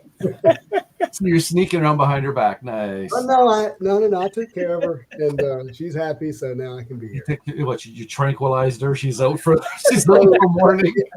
A version of that. I just massaged her till she fell asleep. So. Oh, there you go. Nice. That works. I've been married 25 years for a reason. Ah, there you go. My trick is a combination of that and then having her pick a audio book that she can have and listen to for the night. Oh, yeah. We have Saturday Night Live playing in the background. Yeah, I just throw a coconut at Elaine. Like just knock her out. Hopefully it connects. Because if I miss, I'm in trouble. You're not right, Tommy. Well, we were just speaking of OAX and just talking about it, Justin, and just a little bit about what to expect and everything like that. And we had a great conversation with Dimitri and just background, where he came from and everything. And then that's when we got into some of the original sketches he was showing. So, yeah. First of all, what a great group of artists on tonight. Incredible. Absolutely. Yeah. It's still hard to believe, Josh, that we get to hang out with some of our artist heroes. 100%. Yeah, that's right. a lot of what OAX is about. I mean, it's these artists that are just legends, to us. And I know we're all just people, and all put our pants on one leg at a time, as they used to say, right? What are you shaking your head for, Tony? No, I'm saying doesn't wear pants. He doesn't wear pants. That's what he's getting at. I'm not people. Tony heard people and he started shaking his head. I'm not. But I mean, a lot of you existed to us in the form of art first with these superheroes, right? And Dimitri, for you to be showing your preliminary art of what created. Who's the oldest here? Am I the oldest? Tony, and it's not even close. What year were you born, Dimitri? 68. Are you 68? Seriously? Okay, 70. So you're old. Okay. All right. Close enough. But yeah. So now all of you listen to me. He's wise and old. The elder speak. But no, seriously, just these legends about the artists like form in our heads, right? Because with the cards first in a lot of ways, and specifically leaning Dimitri here. But now to just get to hang out and hear about the history and see the history of the cards, it's really pretty special. It is. But OAX has a lot of that. You're going to walk around. You've been to Comic Cons. You've seen stuff that you didn't know you would really see. But we're talking about a significant percentage of the original art that helped create comic books and trading cards in one location. Like, it's going to be like walking into a historical museum, but you get to be casual with it, not like not respectful, but it's going to be right there at the tip of your hands to be able to see and enjoy and then talk to, in a lot of ways, the creator. And it's really, really special. Yeah. No, I agree. Well, you know what, Justin, we didn't have this back then. Mm-hmm. Those people that appreciated the art, those people that would, collect and purchase stuff, but this one-on-one, and I've made more friendships in the last 2 years. Yeah. And literally friendships. It's not the thing. It's not people that are just going like, I like talking with people regardless. So it's a completely different thing. This didn't exist back then. And Dimitri, the art community is could be a little strange. There's a lot of egos. What? I said, you and I spent hours on the phone together. Like, the thought that would ever happen for someone. Yes, no. I enjoy talking about the art just as much as making the art. You said there's this part the interview that was the first time you had maybe even talked to the other artists from 95 Metal since the 95 Masterpiece. Yeah, I the only person that I had seen is Dave a couple of times at trade shows throughout the years. Yeah. But well, look, I also took a long break, right? I got involved with other stuff, so I wasn't part of the industry for the longest time. But it's very different. Like, you know, maybe I'm wiser a little bit, I hope, now in comparison to back then. You know, the art world is kind of strange. There's a lot of egos going on, you know, along with, you know. Dimitri, your audio's messed up. Hey, your audio's messed up. I don't know what happened. It just got messed up. It just switched. Sorry. You had a little, like a little Frenchman cartoon voice. So. Should I put a Sounds like a chipmunk. He's fixing it. Guys. Can you hear me now? Yes. Yes. Yeah. Can you guys hear me now? Yes. Absolutely. Okay. Well, I put a headset on. Okay. So what I was saying is that you know, it's the first time basically that I've had so much communication with collectors and other artists, which is it didn't happen in the past in the same way. I think too many like egos would get in the way, and people were kind of very protective of everything. I don't know. I think maybe it's the internet, maybe it's these Facebook groups. I don't know what it is, but it's interesting to see what people like to collect, what they see, you know, in other artwork. One part that, you know, I'm pretty open with my opinions and even I'll talk about other artists, and not in the sense to compare, you know, he's better than him or I'm better or nothing like that. I look at it as a fan myself, and I know it's a touchy, you know, like a very sensitive subject to, you know, talk about how good this guy is or what this guy does better than the other guy, but it's, to me, when I have a conversation with any of you guys, like collectors or other artists, I like to point out not necessarily what I like, but what I see. Like because I've been subjected to a lot of imagery, design stuff myself, and there's certain things that it'd be nice for the collectors to also understand what they're buying. The you know the more you hear, you know, people that are familiar with the work or understand the artwork or understand the level of mastery of somebody, or at least get some kind of, you know, breakdown of why this is good. It'd be you know, it'd be cool, because there's a lot of people that go in this, you know, they love the artwork, they love their characters, right? So they start buying stuff. A lot of times they don't know what they're buying. And I don't want them to not buy the let's say stuff, somebody that's starting out, because that's the whole thing, that you have to basically appreciate all of it. It's a path that the artist goes through. I started like, you know, doodling, you know, stuff that, you know, I wouldn't want to show today, let's say that, right? But I will even talk about my blunders and the things that I messed up, like even in the Marvel Masterpieces, stuff that deserved a lot better, a lot more work. So by doing this, you're also educating, you know, the fan base, and they start understanding why only a higher value because he only did one drawing in one set, let's say, right? Because of the rarity of it, and because I see a lot of it focused on that. Well, you hit on an interesting point, like, and I'm sure Josh gets this all the time, but, you know, people would go, hey, I pulled this sketch card. What is it worth? Right? Like, and people have a very difficult time assigning value to art.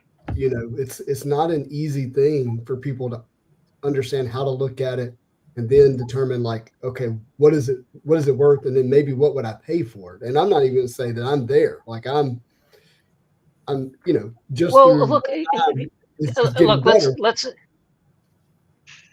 let's say I'm a collector now. Forget me as an artist, okay?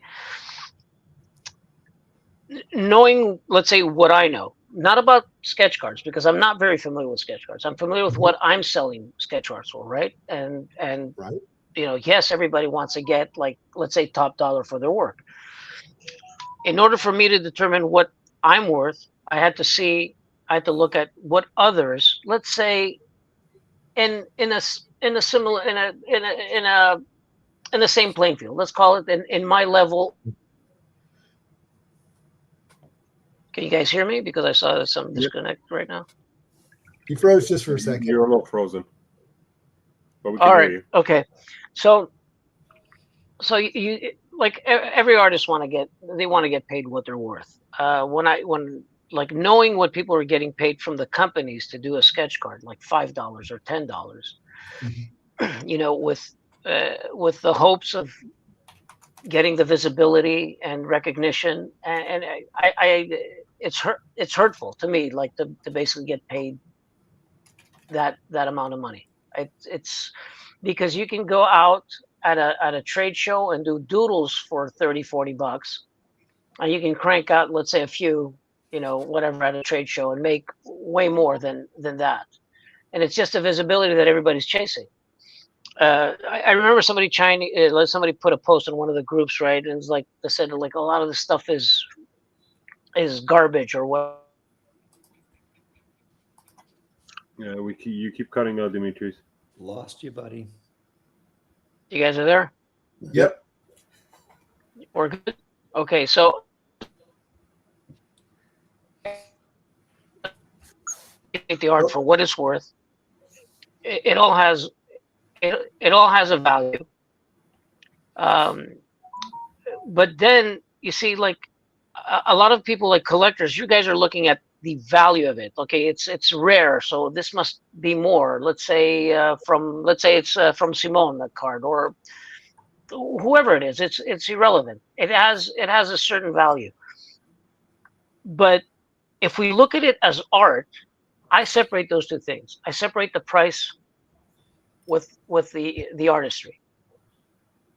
And that's where it gets tricky, right? Because when you buy a piece of work, and you as a collector, Justin, you're collecting something because it was part of this particular set. So it's important to you to get it because it's one of one, and it was from that set, it was from that artist, and you think that, okay, this thing has like whatever, $10,000, $20,000 or $5,000.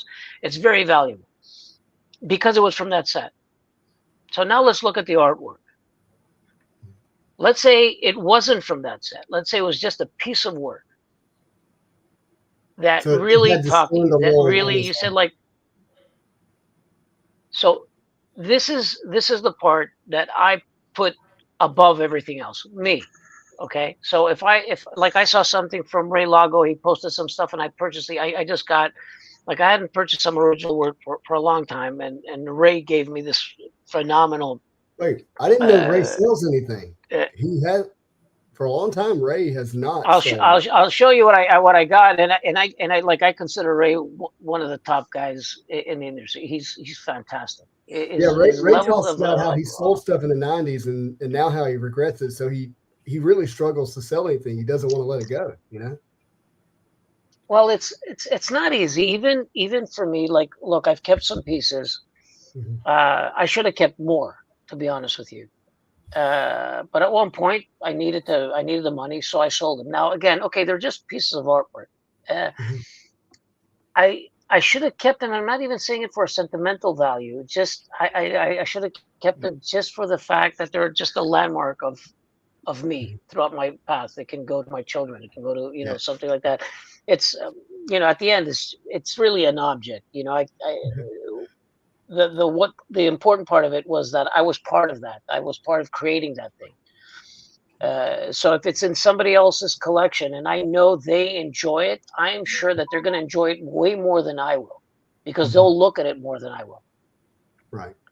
A lot of my stuff, like the stuff that I just pulled out, I pulled them out right now so you guys can see it. Yeah. I've seen it. I made it. So it's my right. So when we're going now and looking at work, I just wish that people would talk about more the quality of the work and what distinguishes this artist from, not this artist from another artist, but what makes this artist unique. There's certain artists that are not as good, but you can actually pinpoint their work from a mile away. You can actually see who made this. and a lot of times style surpasses technique.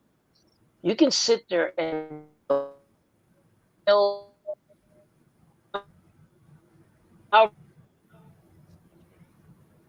to a piece of work. You can sit there and work on a sketch. You're breaking up. If you want, right? But will that necessarily make it special? What's going to make it special is that you're going to see that and you're going to say, hey, that's Dre's. And you can tell which ones are Dre's. So the part where the artist starts basically showcasing that unique, the artist within them, not the part that, simulates Frazetta or simulates anybody, but the part that once you see it and you see like the way he rendered it, and you don't need to look at the signature. Yeah, the style becomes a brand, that style becomes their brand, and it really sets them apart. And to me, that's when people start attributing value more to it. Like, hey, I know a Just Go when I see it, right? Like that kind of thing. But that's the part that I would like to see more, like in the conversations, in the chat groups, people, not necessarily like how rare this is, but why this is good. Why this person, it will help, like it will help collectors appreciate the artwork even further than just a hobby. If you view yourself as an educator in this particular niche, right? The struggle with that is the vast majority of people want things to be like really simple and easy to understand, but there's a complexity to art on a sketch card. Who the artist is, what the art is, what the character is, how many they do. Yes, there's all these other factors. Yes, for sure. And how do you even know what it really is, right? Just by looking at it. And then how do you know what somebody would be willing to pay for it and why? It takes a level of sophistication that just the casual viewer, I'm saying viewer because we're on YouTube, but the casual collector, they don't have it initially. And so they just go to that thing they understand, which is dollars and cents. Like, what is it worth? Like, if you can distill it down to a number for me, then I can understand, is it a $50 card or a $500 card or a $5,000 card? That helps it live in their brain easily. Well, I understand the part. There's people that, like, when I get something, I get it because I want to keep it. I don't get it so I can sell it. I'll sell my stuff, but I'm not going to buy a piece of work because I want to sell it. So that's just me. It doesn't necessarily. Now I understand the part that basically, you're also kind of bartering with the cards. You got a piece of work. It's not at the high, you'll find something else that fulfills you more. Is that it's a trading card, right? Well, to trade it means that you would get in exchange equal value. So you have to understand the thing and what its value is, understand what the tradability would be. It's not like Pokemon or Magic the Gathering where there's a playing component and the mechanics of the card determine its value. For us, it's the trading component. So you wouldn't trade $1. Well, you wouldn't trade one of your dollars for 20 of mine, or vice versa. You wouldn't trade 20 of your dollars for one of mine. You would want a 20 for 20, right? So it's kind of like how do you have to talk about the value if you want to understand how tradable it is. Now, that's why people say, well, no, this is PC, meaning personal collection, meaning I don't want to trade it. The value's not relevant. It's staying in my collection. And you do have that, that does show up with collectors. But it's hard to say that we're not thinking about, well, could I trade this for another card? And if so, what card would it get me? Therefore, what is its value to the other collector? Well, no, it's a valid point, though. It is a valid point. It's not something that, like, if I look at it as a trading card, like that's why I said there's two different parts of it, right? Right. Yeah. They're intertwined too. They're intertwined. The quality of the card, it can be one thing, but I always look at the art. Yeah. So I see you guys posting one sketch card after the other, a pack pull, I got this commission. You don't know how much I enjoy actually looking at the art. I just look at the art. I'm not looking at the, if I look at the values because somebody says like for sale, for trade, and I'm looking at these numbers. So, and there's some stuff that I didn't understand in the beginning. I didn't understand the value or the pricing, and then it clicked because this guy did this set and he worked on this set and he's never done anything again, or he's not doing anything again. And I can see you guys being under a lot of pressure also with commissions. Like I have a big list right now, right? And I have my pressure, but then the other guy is there and saying, like, when am I going to get my commission? Yeah. And yes, can I sit down and crank out artwork one after the other? This is my where I make things difficult for myself, is that I have to make the cards special, not only for the other. Like I have to make it special for me.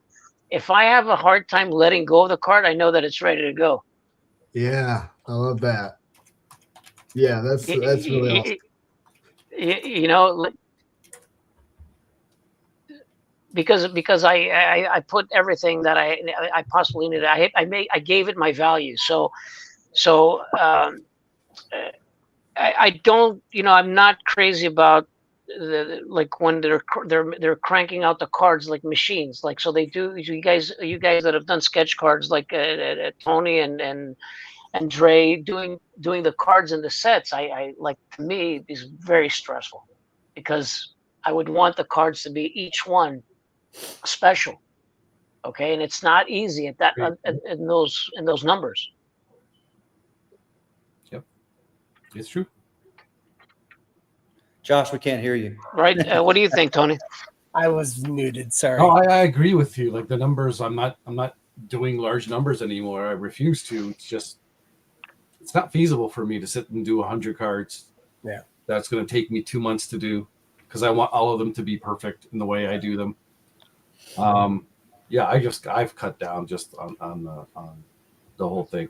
My question is, for collectors, is it, if an artist has a piece that's not published, would you still get something? Would you still buy that piece if it was really well done, maybe even better than something he's done published? Or do you strictly just go for stuff that it has to be published? I only collect printed material, whatever. Well, that depends on the collector, Tony. Mm-hmm. I have my own set of rules for that. They're not everybody else's rules. Yeah. Like if it's a published piece, then there's an interest level there for me. Okay. One, is it my characters that I want to collect? Is it art that I'm really attracted to? And there's a level of value that's added because it is published, because it makes it this official thing that was used to create the other thing, right? You're talking about Hercules. Not Hercules. I'm talking about Magic and Spider-Man, Peter Parker Spider-Man. However, if I can get a piece that's like relationally, it has a relational component from the artist, which particularly like at cons or someone I've really developed a relationship with, then I could care less that it was published. Yeah. And so, but I'm not going to go to eBay and start bidding on a personal sketch card randomly. Like, right. It's very you just don't see me do it. You won't see me do it. But if I have a relationship with you, or it's at a con, then yes, I do want something, because that's just you and me. It's more intimate, Right. It's like a one-on-one thing with the art. Correct. Oh, that's cool. Very good. That's really nice to hear. Well, that's where we can have a lot of these topics, and we could go all night on it, and we're not going to. But I'm just stating that people talk about pack pulled, people talk about APs, and they're all different in collectors' eyes. Like myself, personally, I will pay more for a pack pulled sketch card, something that actually was from an artist in the set, versus an AP. Because one thing, I don't know all the artists on all the sets. So if it says AP and it has an artist that drew it, you don't know if it's someone that was a knockoff that actually drew it, or if it was someone else, right? So that's kind of what I look at when I'm talking about sketch cards, and not like the artist, just the art itself, right? And what I would do. Yeah, that makes total sense, though.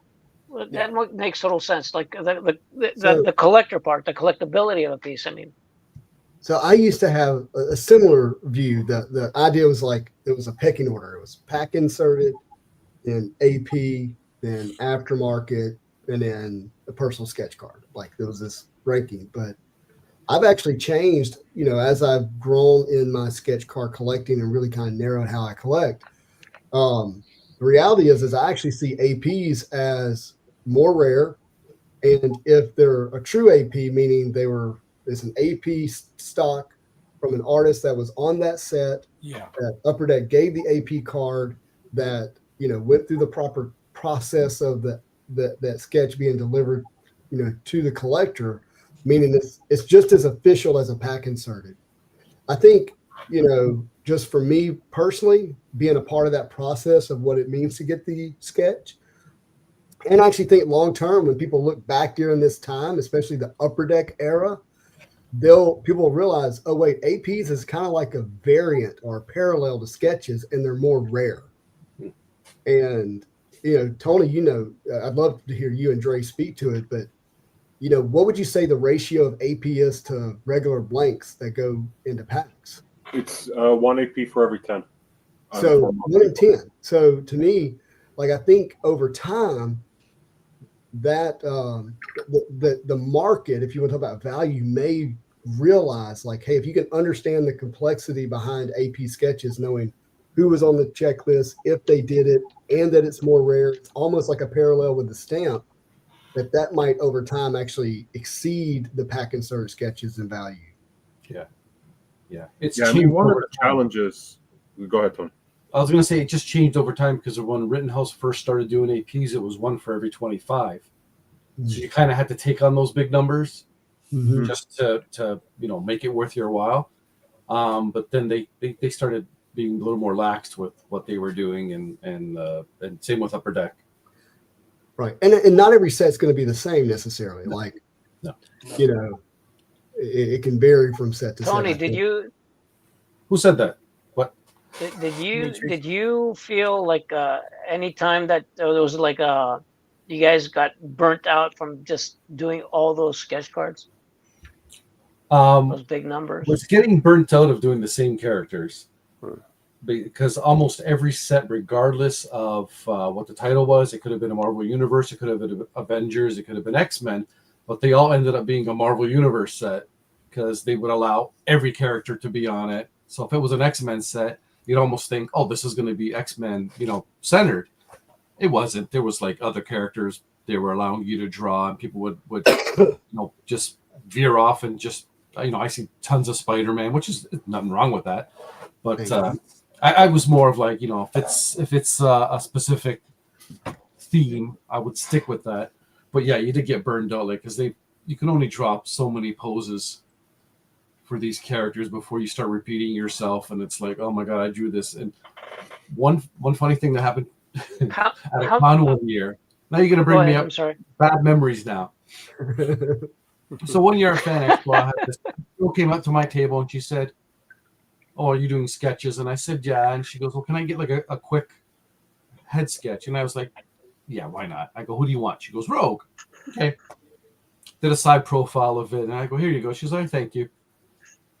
So the next year, I didn't realize it was the same girl. And she came up and says, "Oh, can you do a sketch for me?" I said, "Yeah, okay." I go, "Who do you want?" She goes, "Rogue." I did the exact same head sketch. And she walked away, and then she came back. She goes, "Oh, the same drawing for me a year ago." I'm like, "Oh my god, I'm so embarrassed." Like, give me it back. Give me it back. You just make it look the other way on the next one. And it was funny because I'm like, oh my god, it's literally, and the thing is, I didn't know I had drawn that. Like, I completely forgot. Mm-hmm. And it was also almost like stroke for stroke, hair for hair, the exact same. And I was like, I gotta stop that. That's like me with passwords. If like I can't remember it, I go, just pretend you're making a new password. What would you do? Unless somehow get it. I felt so bad. I said, "Please," I go, "come back again. I'll draw you another rope and it'll be different pose." I swear to God. How many?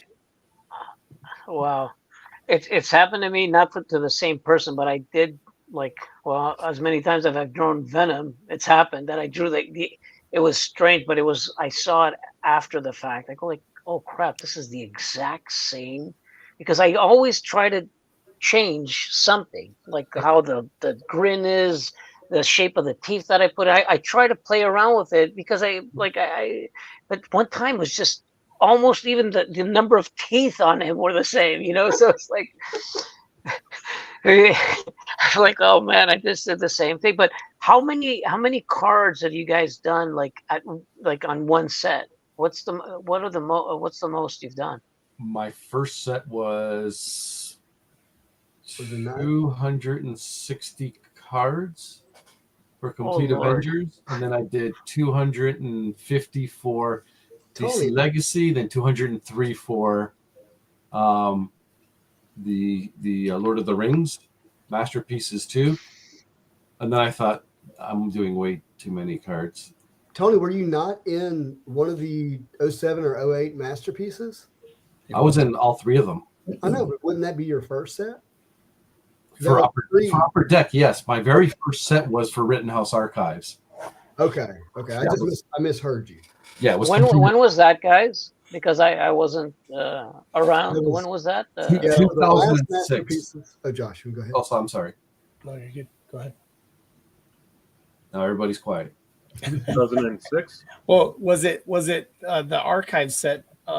X-Men Archives was 08 or 09, or is it earlier than that? That was X-Men Archives. I think was 09. 09. Yeah. But my first set. When were these? Oh, that's so beautiful. Oh, you don't want that? Send it to me. That's contraband. Dude, you don't send that to me. Is someone sending you some cardstock? Well, this belongs to somebody in here. Yeah, that's got my name on it, I think. Oh, how long have you had that? It's turning yellow, so it must be quite a while. I think Just forgot he had it. That was from the first Masterpieces, right? That is a pack inserted blank. Red. If I remember correctly, the APs are red. I have no clue, guys. This says one of one. It says 2000. What is it? 2007. 2007. First Masterpieces set. 07. Yeah, 2007. Just to give you an idea, Dimitri, I just bought another one of those blank, and it cost me $180 just for the blank card. Blank. Yeah. And I felt fortunate to get it. Yeah. Now, That's Justin, a pretty good price for what it is. So I'm not sending them back to the person that sent them to me. No, because he sent you so you could do me a sketch on it. Are you sending it to me? Well, you know how he. I'm not going to mention the name, but you know what he did, right? He sent me a bunch of cards to actually sign. Yeah, he's but he sent me a bunch of cards to sign, right? You know what he did, right? So between all the cards that he sent me to sign, there's a few of these blanks, and I'm like, what are these? He's like, well, I was thinking maybe you want to do and he kept on pushing me to go into the groups and check the stuff. And he goes like, so I go like, so I send him back his signed cards, but I kept the blanks here. so I said, I told him, I'm not going to, I won't promise anything. So he waited. He was very patient because I didn't promise it. So he waited. I think it was about a year and a half that went by. And that's when I did it. And then he goes like, "You mind me showing my friends?" But again, the thing is, the thing with the conventions is that, it lit the world on fire when he showed it. Yeah. So then Matt got one, and then Fausto got one. Oh, look at you're just dropping names. Yeah. He's going down the list. He's going to get to me eventually. The thing is, you changed the character on me though, right? I did. I went from I'm tossing it up to you. You can do which one you feel like, but either Spider or Magic. Well, but you said you wanted a larger painting at one point. So which one do you want to be a card, and which one do you want to be a painting? Oh yeah, that's a really good question. I'm putting him on the spot now. I think. Oh wow, that is such a great question. Let him DM. Actually, I would want Spider-Man on the card and Magic on the painting. That's what I think. You're sure, right? Oh, no, Am I sure? Yeah, I'm sure. Are you sure? Okay. We're drawing. No, because I haven't imagined that this discussion happened way before the other stuff that like the new commissions that I've gotten, but we've gone back and forth with Justin, and I still owe him a live. We have to do that. Yep. I hope we can. Hey, I have quite a bit of downtime during the holidays. Well, maybe we can pull something off. I mean, why not? Yeah. We'll see how. I don't get after blank December cards. 20th, my schedule opens up. Yeah, when Justin sends me things, he doesn't send me blank cards in them. He just usually it's a bill for something. Justin didn't look. Justin didn't send this. Justin didn't send these to me, so it's like it's a big I've chimed in a couple of conversations. I it's been brought up. That it's like people that didn't work on the set shouldn't be drawing on these things, and so I don't know. Do people hate me that I've done this? Nobody hates you. Nobody hates you. It's the sign of the time. But here's what you might get some disappointment, hate, frustration directed at you. But it's you get into this philosophical debate about people wanting to protect what they have, right? And there are people with significant collections that, whether they want to talk about value or not, there's value tied up in their cards. And they then come to the conclusion that someone may be harming that in some way. But we go back to that thing that I told you, art and value. So if you think about it, it's up to you, the collector, if you want to see it that way. Think about this. You can just basically split the two and say, that's an aftermarket piece. This is a pack pull piece. And then I know the question comes out, but there's people that made it and they claim that it's a pack pull. I mean, that's an unfortunate part of it. It would be different if the checklist wasn't clear about who worked on the pack inserted stuff. Right. Then maybe you could get, but we know it's not a secret. But here's the thing. I can't go and claim anything like that, right? Yeah. I mean, it would be absurd for me to come out. Yeah, I was on the 2007 set here, Yeah, well, look, I mean, Upper Deck just shut down, 3, 4, 5 sets, and there are blanks hanging out there for unreleased product, right? Yep. I saw them. I saw some clear ones, some strange ones, and I actually said, "Where do I get one of these?" It just looked cool. Yeah. To me, it doesn't. To me, honestly, it doesn't really matter. I don't like. The only reason I made some of them on actual original stock is because it was sent to me. Yeah. It makes no difference. And to be honest with you, when I've used stock that today actually I was just talking with a cousin of mine. He's a printer, and I was actually discussing that to actually do my own stock with my own back and everything like that. And when I've worked on original illustration board, the quality is night and day. You can't even compare it to any of these pack these stock cards now. Strangely enough, this one here is actually really nice to draw on. Mm-hmm. Even though it's a thinner card, it's way better than the thicker new ones that were so weak. I remember, Dre, when I basically messaged you, I go what's wrong with these cards? They're like the surface is peeling off. You would barely touch the edge and it was like falling apart. And then the back of it was actually, the color was coming off.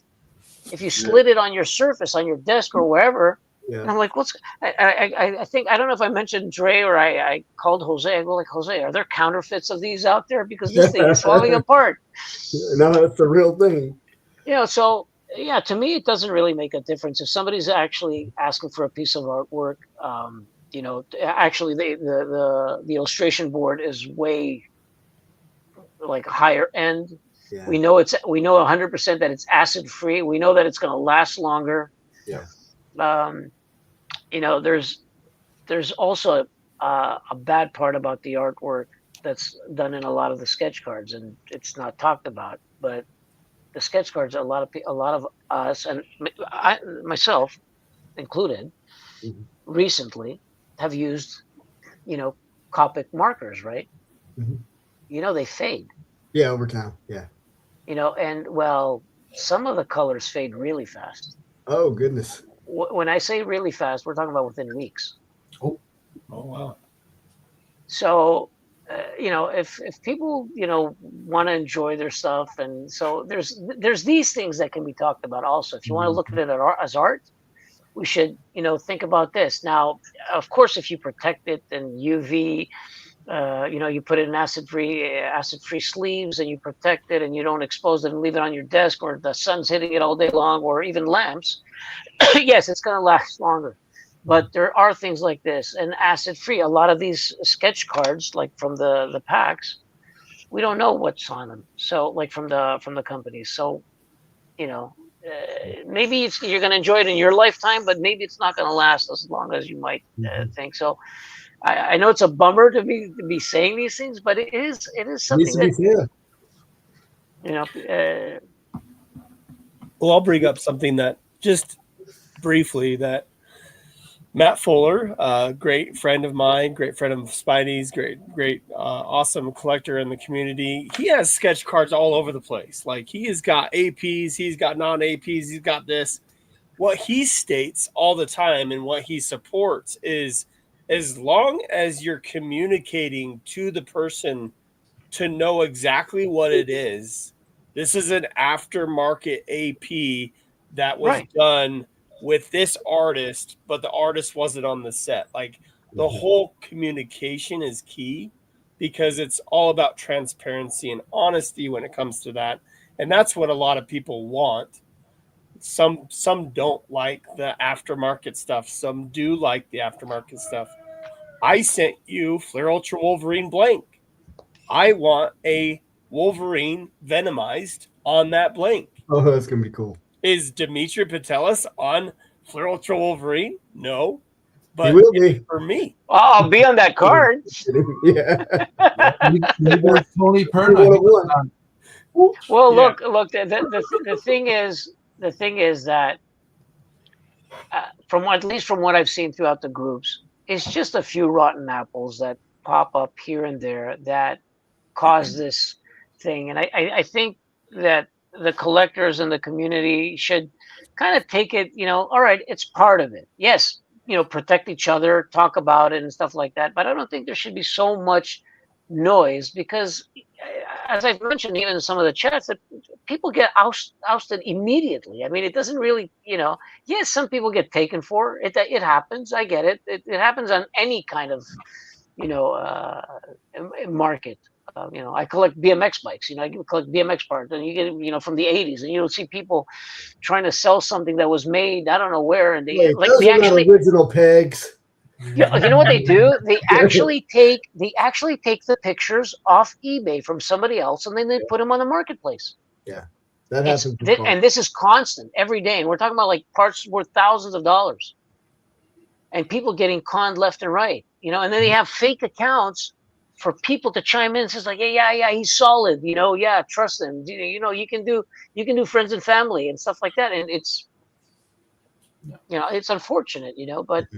I guess that's the whole purpose of the groups now. And, that's where I chimed in with like, there's the collectible stuff. There's the AP stuff, as you said, the aftermarket stuff. I just, and then the stuff that I look at, I go look at it as just artwork. And I enjoy and I appreciate the fact that you guys, want something from me. It's like, what's better than, being appreciated for what you do.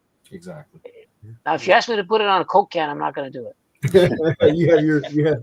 At least Dre, can you show that art real quick? Because I got to actually run. I don't know how you guys don't sleep, but I got to go, and I want to see this before. Yeah, 1 sec. Here, this is Dre's. Oh, whoa. That was nice. No, I was doodling something here. I was doodling something prior to the Do you call that a doodle? That's a doodle? Yeah. Well, you know what this was? Actually, yeah, this is a doodle. You know what happened? Can we I auction wanted- that doodle off? What's going on? All right, let's do it. All right, look what happened. Look what happened with this. This is from this group, right? Yep. Yeah. But they had printed 2 sets of these, and one had a coating on it. Oh. And they said that, yeah, we're not going to use these because you can't draw on it. And I said, okay, well, because they offered to send me some, right? So they sent me a few of these, like 30, 40, I don't know how many of them. Mm-hmm. And I said, send me the ones that were coated. I just want to try it. I want to see if it works. So it works. That's neat. Yeah, it does. You might have a career. Keep at it. Yeah. Okay, the only thing it doesn't have my signature on it. So where like you want to auction it off, do it. If you want to. Do we have anybody? Are there still people here in the chat? How There's many people? 32 people in chat still. Yeah. All right, let's start it low, right? What? Okay, you pick, Josh. Hey, I gotta go. Have fun. I gotta go. Oh, guys. Yeah, see you, You got Michael. one See you. All right, See Mike. you. Nice talking to you. Take care. You too, Dimitri. Take care, See you, Mike buddy. Salter. Somebody just put Too 150. salty. Oh, he's gone. Somebody just put Let's do Josh, somebody just put 150. Jeremiah just gave you 150 for it. So there we go. We're starting what? We're starting at 150. Yeah. It looks like Jeremiah's starting the bid at 150. I guess. Jeremiah. Okay. Somebody just did 200. 200. Logical said 200. Now you're at 200. Do we have 250? Do we have 250? Blah, blah, blah, blah, blah, blah, blah. I got 200. Can I get 250? I got 200. Can I get 250? I got 200. Can I get 250? We have 250. Can I? Yes. You do that very well. Oh Lord, it's the South in him, right? Yeah. I just want to confirm. Logical, is that a bid at 200 or were you saying to start at 200? 0.00 Bitcoins. I don't know what's going on. Well, I need a stand for this. I think they're being Put very current bid. Just pin the current bid. Whoever's on mod. Yeah, Logical's at 200. Okay, here's a close up. All right, there you go. That's the best. I'll send you 200 right now. Yes, current bid at 2. Dimitri, you're in Montreal? Yeah. You're not that far from me. Okay. Oh, wow. That is too cool. Yeah, we only use horses now for to send stuff. There's no post. And it's too cold for the pigeon. I just realized I gave him a Thanos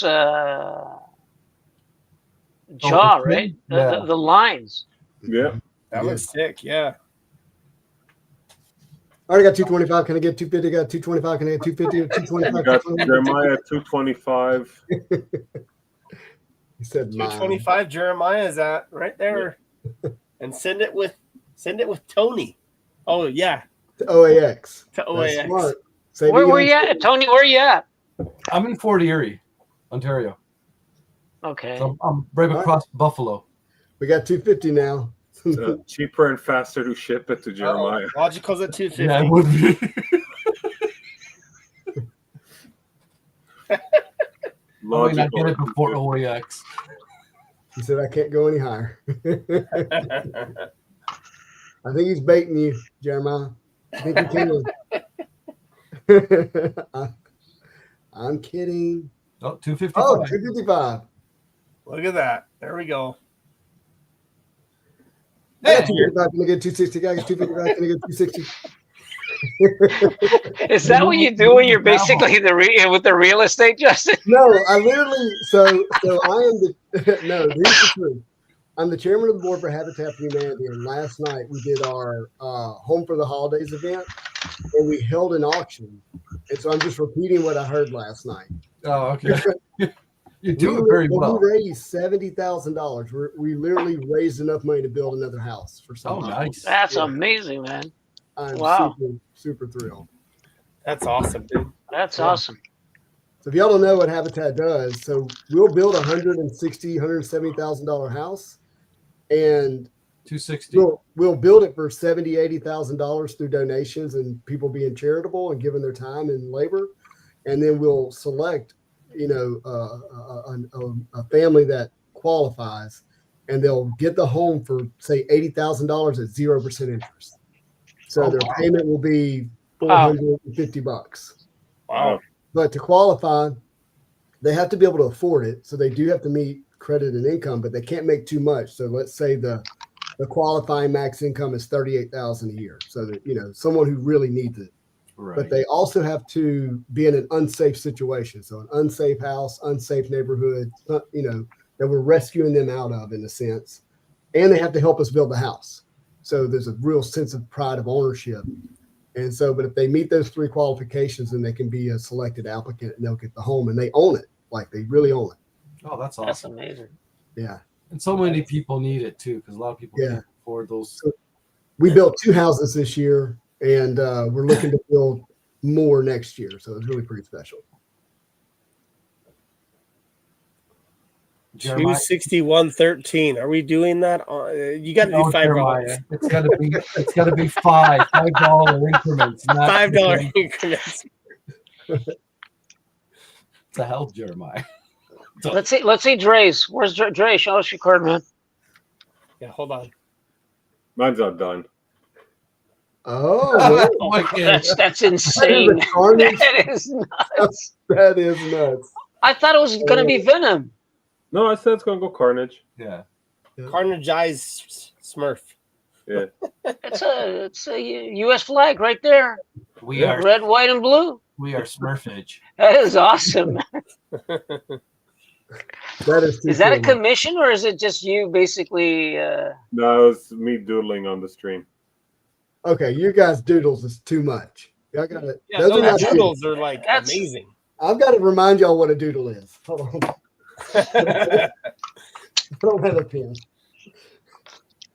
Some of us have been on the stream for over 2 hours, Justin. I know. I kept y'all late. I'm sorry. You're fine. I really appreciate you letting me jump on, Josh. Yeah, no problem. Thanks for coming, buddy. That's awesome, man. I guess we're at 265 because the 261 doesn't count, Jeremiah. Yeah. So we're forcing Jeremiah to 5. Yeah. Well, he hasn't actually typed it. I think he needs to type it. He does need to type it. or it's going twice to Logical Chaos to AJ. So you have an invalid bid, Jeremiah. Invalid bid, Jeremiah. Josh, boo. That's the question. He said, "Boo, Josh." Hey, Tony came up with the rule, so we got to go off Tony's. There he goes. 265. There he goes. There he goes. Oh, Logical went 264.99. Oh, jeez. Yeah, 265. That's a doodle. That's a doodle. There's a doodle. It's a professional doodle, but it's a doodle. That's a doodle. That's an oversized doodle. Yeah. Wow. Oh, here's the other one I did. We're not auctioning it. This one's gone already, but this is the one I did the other day. Wow. Oh, wow. That's a doodle. I love the hair. That's so cool. I love how the symbiote's going up like it's alive, Yeah. That's the best part. Jeremiah's going to give you 265 plus chicken. That's a deal. All right. 265 going once. Going once. Anyone pineapple straight to bottle stomp on. Hey. Going once. Yeah.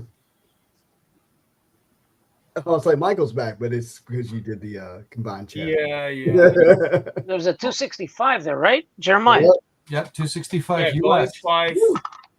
Logical says no way I can beat chicken. Come on. All right. Going twice. Congratulations, Jeremiah. Awesome. Thanks, Jeremiah. Only hits. Sold. And he's already has your contact information, so he'll reach out to you. All right. That was fun. Yeah, there's a lot of these that we can do, Joshua. Like there's always, there's a lot of sketches. As you said, we'll talk about it. Yeah. There's stuff around that. Here's the one we did with Dre. This is the first time I ever drew something live. It was me, Dre, Ash, and Joseph, no? Joseph, right? Old Man Venom. Yeah. Yeah. So this is the one that I did with them. I can't believe you still have that. That's cool. I'm having a hard time letting him go, man. Oh. Should I? You should just give that one to. If you do, I would just do it on a different night.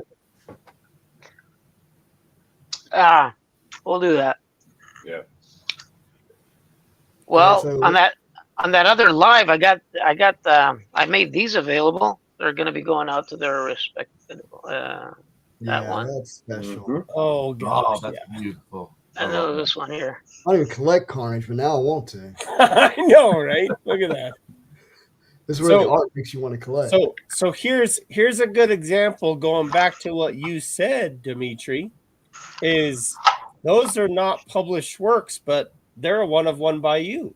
Yep. And it's your work.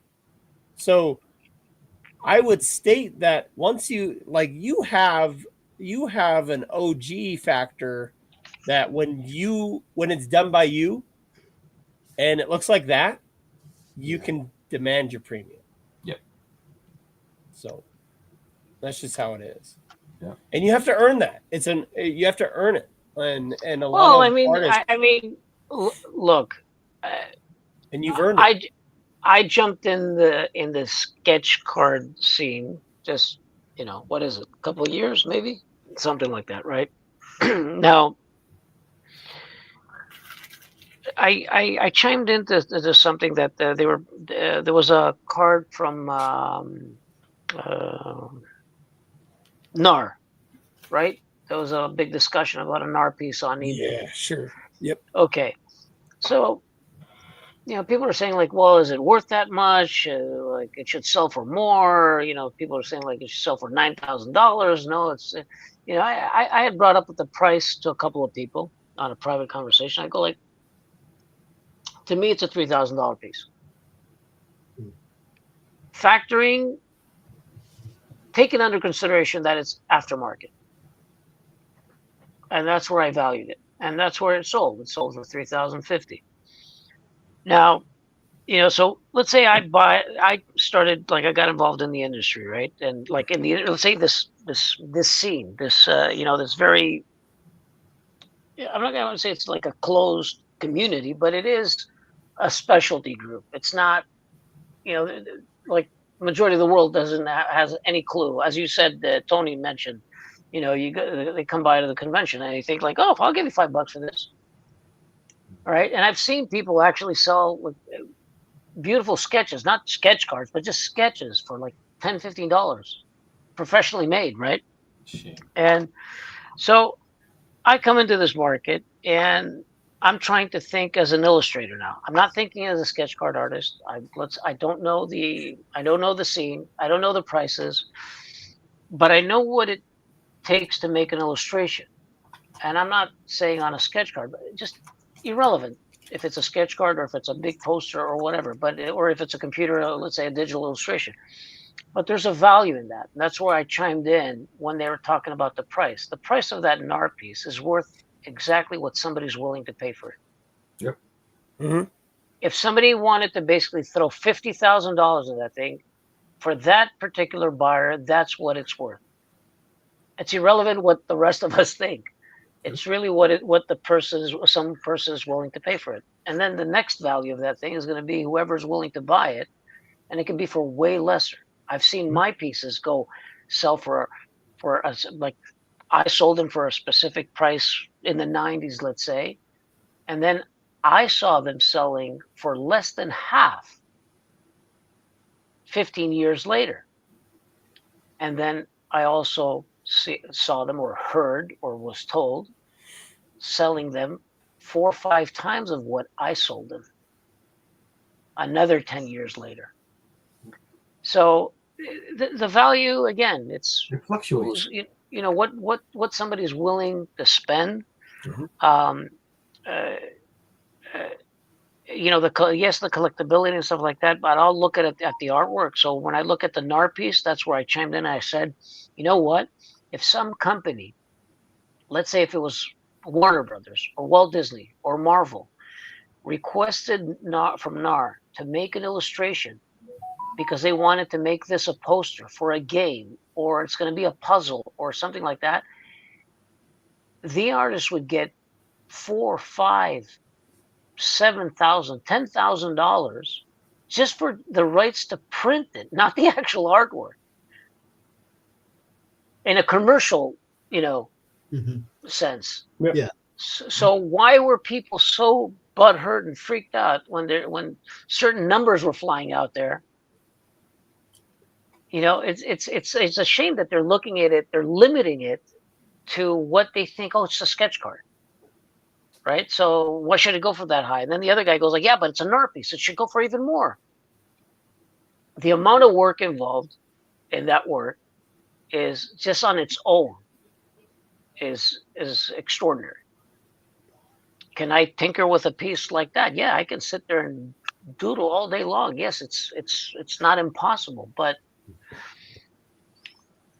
if you pay me, if you say, yeah, but Dimitri, I can give you maybe 1,000. That's where your worth is. Max, let's say $1,000, right? I would need to spend 2 weeks on that thing. How far will $1,000 take me? So, like us as artists, we have to think about this. It's not, yes, the hobby's great, collectors are great and stuff like that.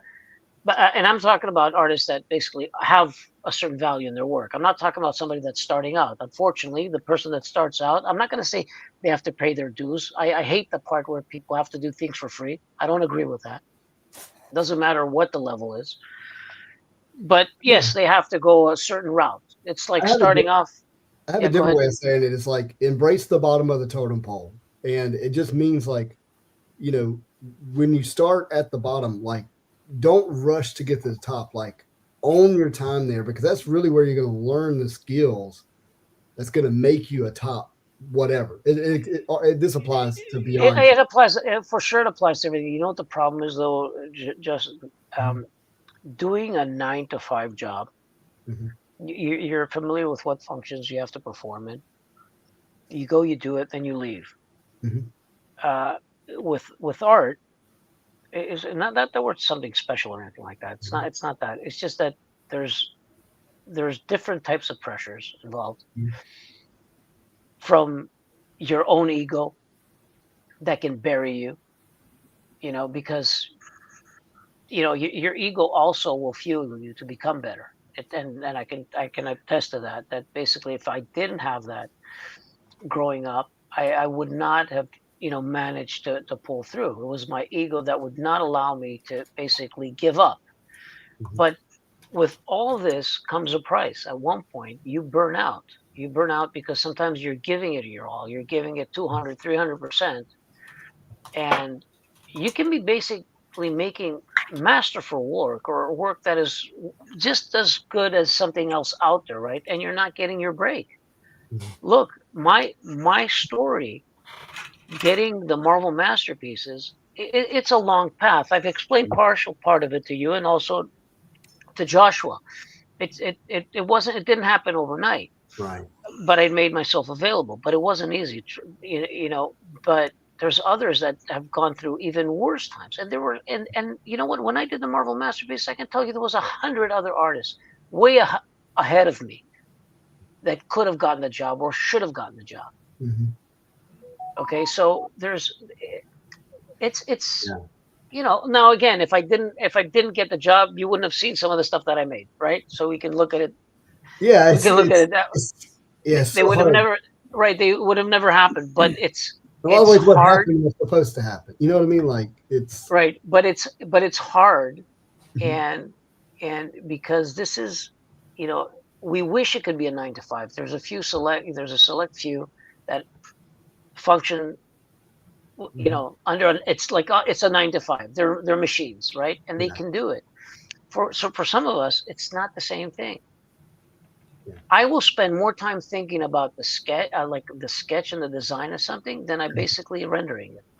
Mm. And that, as I said, it's a negative. But again, that's what makes it like interesting for me. I don't want to repeat myself, Mm-hmm. But you have to, like, the collectors yes, me and you can have a one-on-one and stuff like that, but do they understand what the artists go through? And and to grow, to get to that next level. So I would say that it's, you can't presume to know what somebody's going through, right? However, the content has brought more awareness with what artists are going through, whether it's sketch card artists or original art artists who are doing art for trading cards, and having you guys on channels like Josh's and having you talk about your experience does allow us to have some greater context, so that we can have I think a greater appreciation for not only the art itself and the effort, but also the personality behind it. Look, it's the thing is though that in the scene, I remember going to trade shows, and I've dealt with even in fine art when I was working and helping in galleries and putting stuff together for some other artists that I apprenticed under. There's so much going on in the art world amongst not only just collectors but the market itself. So we have to. Didn't somebody just buy a banana for a few million and eat it? Yeah. Yeah, there you go. Look, the thing is that you have to there's so many different approaches, right? And not everybody is out there to create a facade. Promise not to eat your sketch card, by the way. Just there you go. What if I basically throw a banana in the sketch? No. Yummy. Look, there's a lot of art that, like, a lot of artists that don't have they don't have it in them, or they don't want to basically be part of becoming a business person. And so many artists basically get lost in oblivion because of that, because they can't open up, or they just basically don't want to deal with this stuff. Look, I've kept private for many years. I never did lives like this. It's not that I have a hard time talking. You can see that there's no issue there, but yeah, right. But unfortunately, it's, as my agent back then, Leslie Barney, mentioned, it's like 90% is to learn how to sell yourself. Yeah. And I go like, but I got to get better. I go like, because I have this, I got to do this. He goes like, listen, you're already on the path. You'll get better with time. So stop worrying about that. Worry about how to sell yourself. And it's important, and not necessarily that my formula works, 100%, but that part is hard. And then you have the part that there's people that start becoming, like, let's say, your agent, or pretend to be an agent. And there's a lot of people that would try, like, let's say, as a professional illustrator, that will try to leech off you. And then you basically have an agent, and then that agent, because I didn't have one throughout the years. And the thing is that then they go like, oh, I take 40%, but I can put you in this, and I can get you ads in here, and I can do this, and I can do that, and then the pie, your check, your check gets, and you don't get bonus gigs every day, like Marvel Masterpieces or stuff that I did for DreamWorks. You don't get gigs that are high paying jobs every day. Like, even if you because those bonus gigs, that's what I call them, like bonus gigs. You'll make enough for, let's say, to get by a few months. Let's call it that. But it's not. Like, I remember doing the Marvel Masterpieces, and I thought that, all right, I was on my high horse. I got it made now, right? So this will just perpetually just keep on feeding me. Well, in some ways it does, right? Today, let's say, because that's how I bought into this market with you guys, that because I did this, so it gives me some clout. That's the reality of it, right? I can be doing the same amount of work right now, and I doubt it that I'd be getting 1/3 of what somebody's paying for my stuff. Isn't that true? Yes or no? Yeah.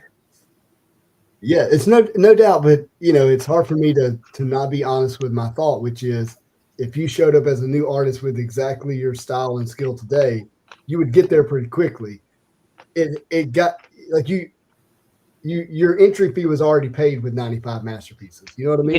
You know what the first questions were from aside from you guys that knew that I was in the Marvel masterpieces. I had several requests after that Venom showed up.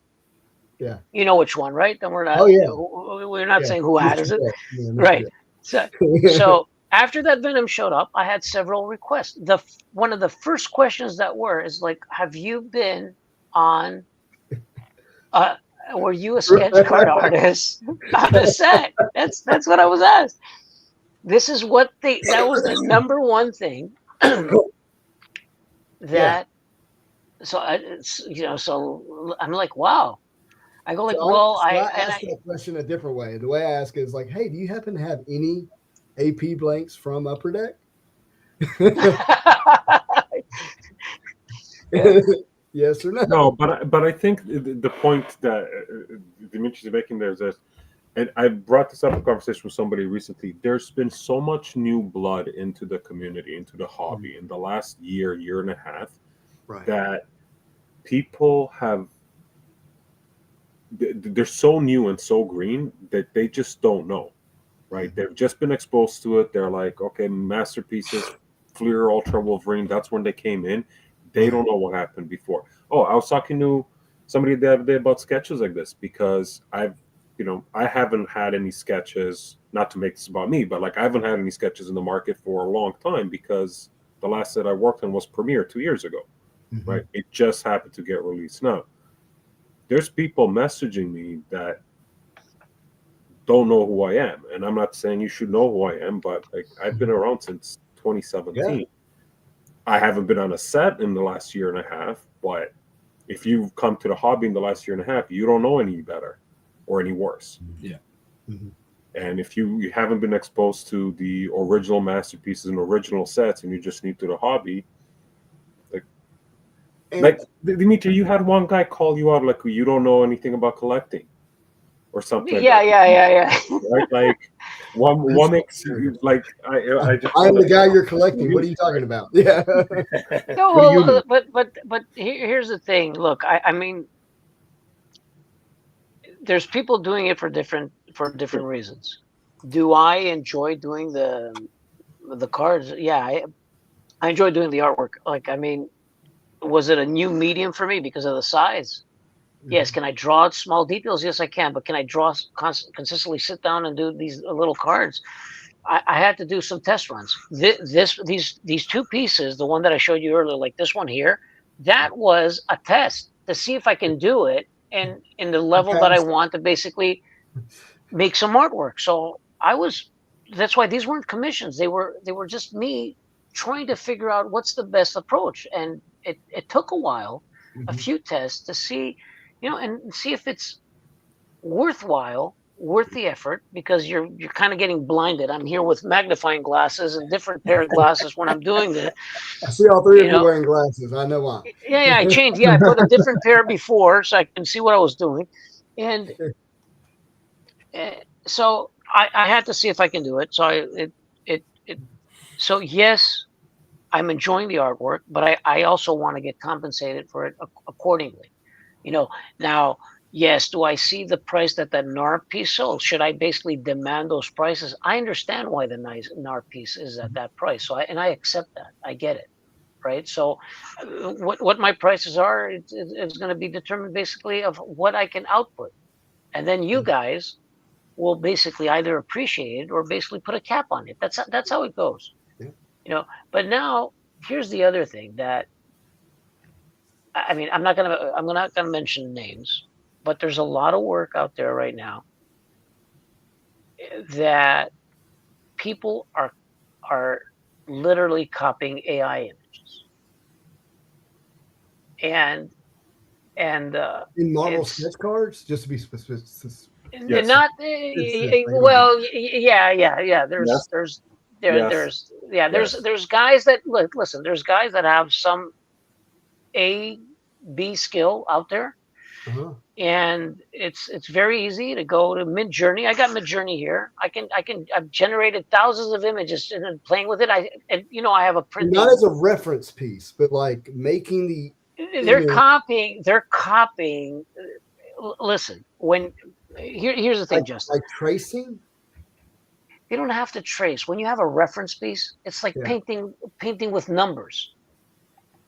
If you ask me to do a Wolverine right now for you, I'll draw Wolverine my way, right? And I'll just I'll look at some reference if I want to basically make a better arm. Like when I did this Venom here, I had to pull out a bodybuilder. I usually don't try to, because I wanted to see some of the muscle structure and I wanted to see the arm. This arm, I wanted to see the behind part. So I just pulled some bodybuilder just to get a few lines, let's say.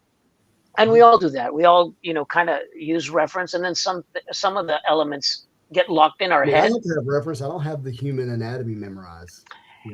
If you grab the pencil, I keep on telling this to people, and people, like people look at these like photorealistic renderings with pencil. If you sit there, anybody, you're drawing with a grid. So it's the same thing applies if you're looking at some colored image. It's painting with numbers. I mean, okay, yes, you need to have some skill, but what I've realized watching some individuals, I'm not on a private conversation, I'll point them out to you. Okay, because it's something that I know can be done. It's when you're looking at a picture, you can copy it. And if you have some level, it's way easier, right? So I saw some images, and I'm not saying that I did, like I identified which image or which AI image, but they carry a certain trait, how these images were done. And all you have to do is go prior 2, 3, 4 months back on the person's profile. And then when you see like a night and day, you don't evolve overnight, unless you're a savant or you're something, very, very determined, I don't know what. Yeah, I just figured it out. So there's certain design qualities that you harness and you cultivate them through time. Design, that your design sense does not happen overnight, how you balance things and stuff like that. So suddenly I started seeing a few of these appearing. Okay. And the general consensus from the collectors, holy crap, this is amazing. And it does look great, but I know where it derives from. And that part in me, that kind of bothers me, because I can actually do the same thing. I can just pull out, I can generate now in Mid-Journey Jean Grey. It will look like out of this world, and I can just sit there and I'll just copy that, and there you go. And you'll basically, and I'll say, here you go, man. And you'll never see that I basically made that image. You'll never see that I generated that image. Right. All you're going to see is that finished piece. And yes, we use reference. Yeah, we would take photographs of models in the past. You've heard Dave basically was using Tom Fleming had modeled, some of the, but that's part of the you creating your reference, working on it, and it requires a lot of skill to get to that level of Dave's, right? To take that picture of one human and basically make Spider-Man out of it. But now you're basically just generating a Wolverine or a Jean Grey, and then you're just basically going and copying it. And I want a Jean Grey, and I want it in Jim Lee style, and boom. And suddenly the guy that basically is at as I said, B level, suddenly he's, and we're getting flooded with that. I'm not against AI in that sense, because AI is not doing the damage. It's us. Well, speaking of What do you think, Dre? Yeah, for sure. And I've seen it, and I can spot a lot of it a mile away. But the one point, since we're talking about grievances, the thing that I've seen most recently in the last year or so that's been the most disturbing to me is the blatant amount of swiping or uncredited copies. And if you're gonna make I do recreations. I do a ton of recreations, but I always credit the source after whoever it is. After but whatever. But it's what it's an awesome process actually to go and look at something and give it your interpretation, or basically you're doing an homage to an artist, and I have some drawings that I did like many years ago from Da Vinci and Escher and Dürer, because that's how I started. And yeah, it's to your credit to actually know who you're basically, but what you're copying, and there's nothing wrong with it. It helps you grow. At one point, it's great to actually graduate from that. Like, it doesn't necessarily mean that I won't do an homage one day. Maybe somebody asks me, and it's something that I'm like, yeah, cool. Maybe a Death Dealer. I don't know. I mean, I think they've already done that too many times. But where I was going with it, Dimitris, is that you can open up ePack, pick some set, just look at sketches, and I've done that on several occasions just to see kind of what the sketches are, and it's like, okay, that's Liefeld, that's Jim Lee. Well, but I've seen them. I've seen them on eBay. People like directly copying. Yeah, but these are approved by the licensor without. Oh, okay. That's a different. That's what I'm talking about. Well, that's different. But I've seen swipes. But I've seen swipes, Trey, of actual sketch cards being redone. Yeah. That's aftermarket, and as we discussed earlier, the aftermarket is what it is. It's kind of a wild west, but to see it happen in officially licensed product, and be called original art, and was that by direction? Were they told to do that, or they just the artist actually took initiative? It's the artist. Yeah, and the person that's likely approving the sketches has no idea. Yeah, they don't know the history of the art well. Okay, enough. yeah, they will. I mean, you can't expect somebody to know every image. Well, some of them are iconic. I know, you're right. Yeah, some of them are. Magneto from X-Men #1. Yeah, the one like with the handout. If you're not, it has tiny feet. You know it's Jim Lee, right? So, well, no, you got a point there. Josh was going, I gotta go to bed, man. It's only 3 hours. Yeah, I'll probably need to go to bed too. This has really been amazing. No, it's great, man. Then Joshua, you gotta do it earlier, man. Well, no, so you gotta wake up early, and I gotta interview you tomorrow. Remember? So we gotta go to bed. We're doing this tomorrow. Me and you are just recording. We already talked about this. You don't need to shave. All right. So what I wanted to get at is thank you so much. There's been a lot of conversation tonight that I feel will spike more conversations as far as what you've mentioned, Dimitri, and I appreciate. I don't want to stir the pot though in a bad way. You're not stirring the pot. Oh, there he goes. There he goes. Me and Justin all know too well about stirring the pot, and we're fine with it. Well, the whole, the whole thing is you don't want to. I don't want to make enemies. At the end of the day, it's all personal. Josh, you just say I stir the pot?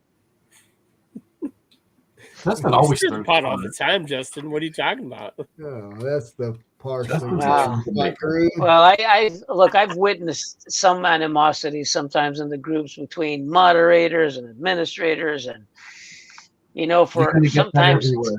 sometimes they go at it for the smallest. Some stuff, and I'm like just holding my head like this. I go like, why do they even get into this?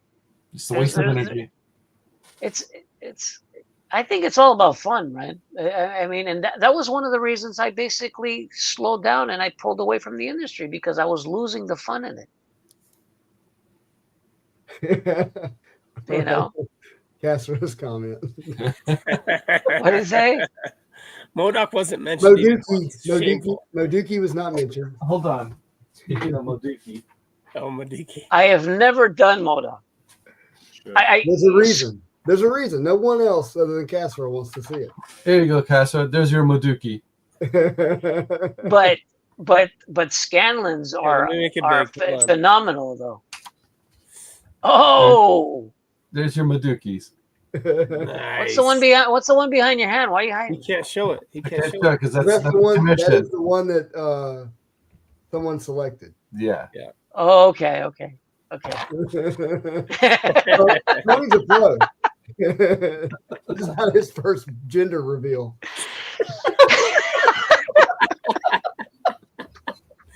And on that note, thanks, Justin. I appreciate you being on tonight. Yeah, my pleasure. All right. Sorry, Well, I was wearing pants. Sorry. What are we, Joshua? What are we going to talk about tomorrow? We already. He used all his words tonight, Josh. I know, right? Are you canceling, Dimitri? And then there's not going to be anything left for Justin. You know what? I'll just message you tomorrow. We'll figure something out. If not, then we'll talk. Well, listen, either tomorrow or Sunday, one of the two. I'm open for it. Depends on, like, I've had a full day. I was drawing all day today, so this is this is way extra. So I don't know. We're gonna be able to do this tomorrow. Yeah, but no, let's talk tomorrow sometime early, and we'll see how we can pull this off. Okay. No, sounds great. Well, thanks again, Dre, for joining us, and Tony. It's always a pleasure. Thank you so Thanks much for having me. And Glad you're not wearing the right shirt. the black shirt. Yeah. You didn't get the memo of the black shirt? I did get the memo, but I didn't change. Nice Oh, there was a memo? Always the rebel. There's no memo. There's no memo. All right, guys. Well, thank you so much, guys. Appreciate it. We're just going to keep stirring the pot. We'll have them on again. Dimitri. Thanks a lot, guys. No, thank you. It was great, man. Yeah. All right, guys. You take care. And next week, we're going to be opening 92 masterpieces, right? Exciting. It's going to be exciting. So, all right. On See your you channel? guys. What's that? On your channel? Well, there's just going to be lots of content, not just my channel. Where's the 92? Oh, you guys are. What are you talking about? So there's a new set coming out called 92 Masterpieces, and it's platinum. Oh, okay. You're talking about the new set. It's a reprint.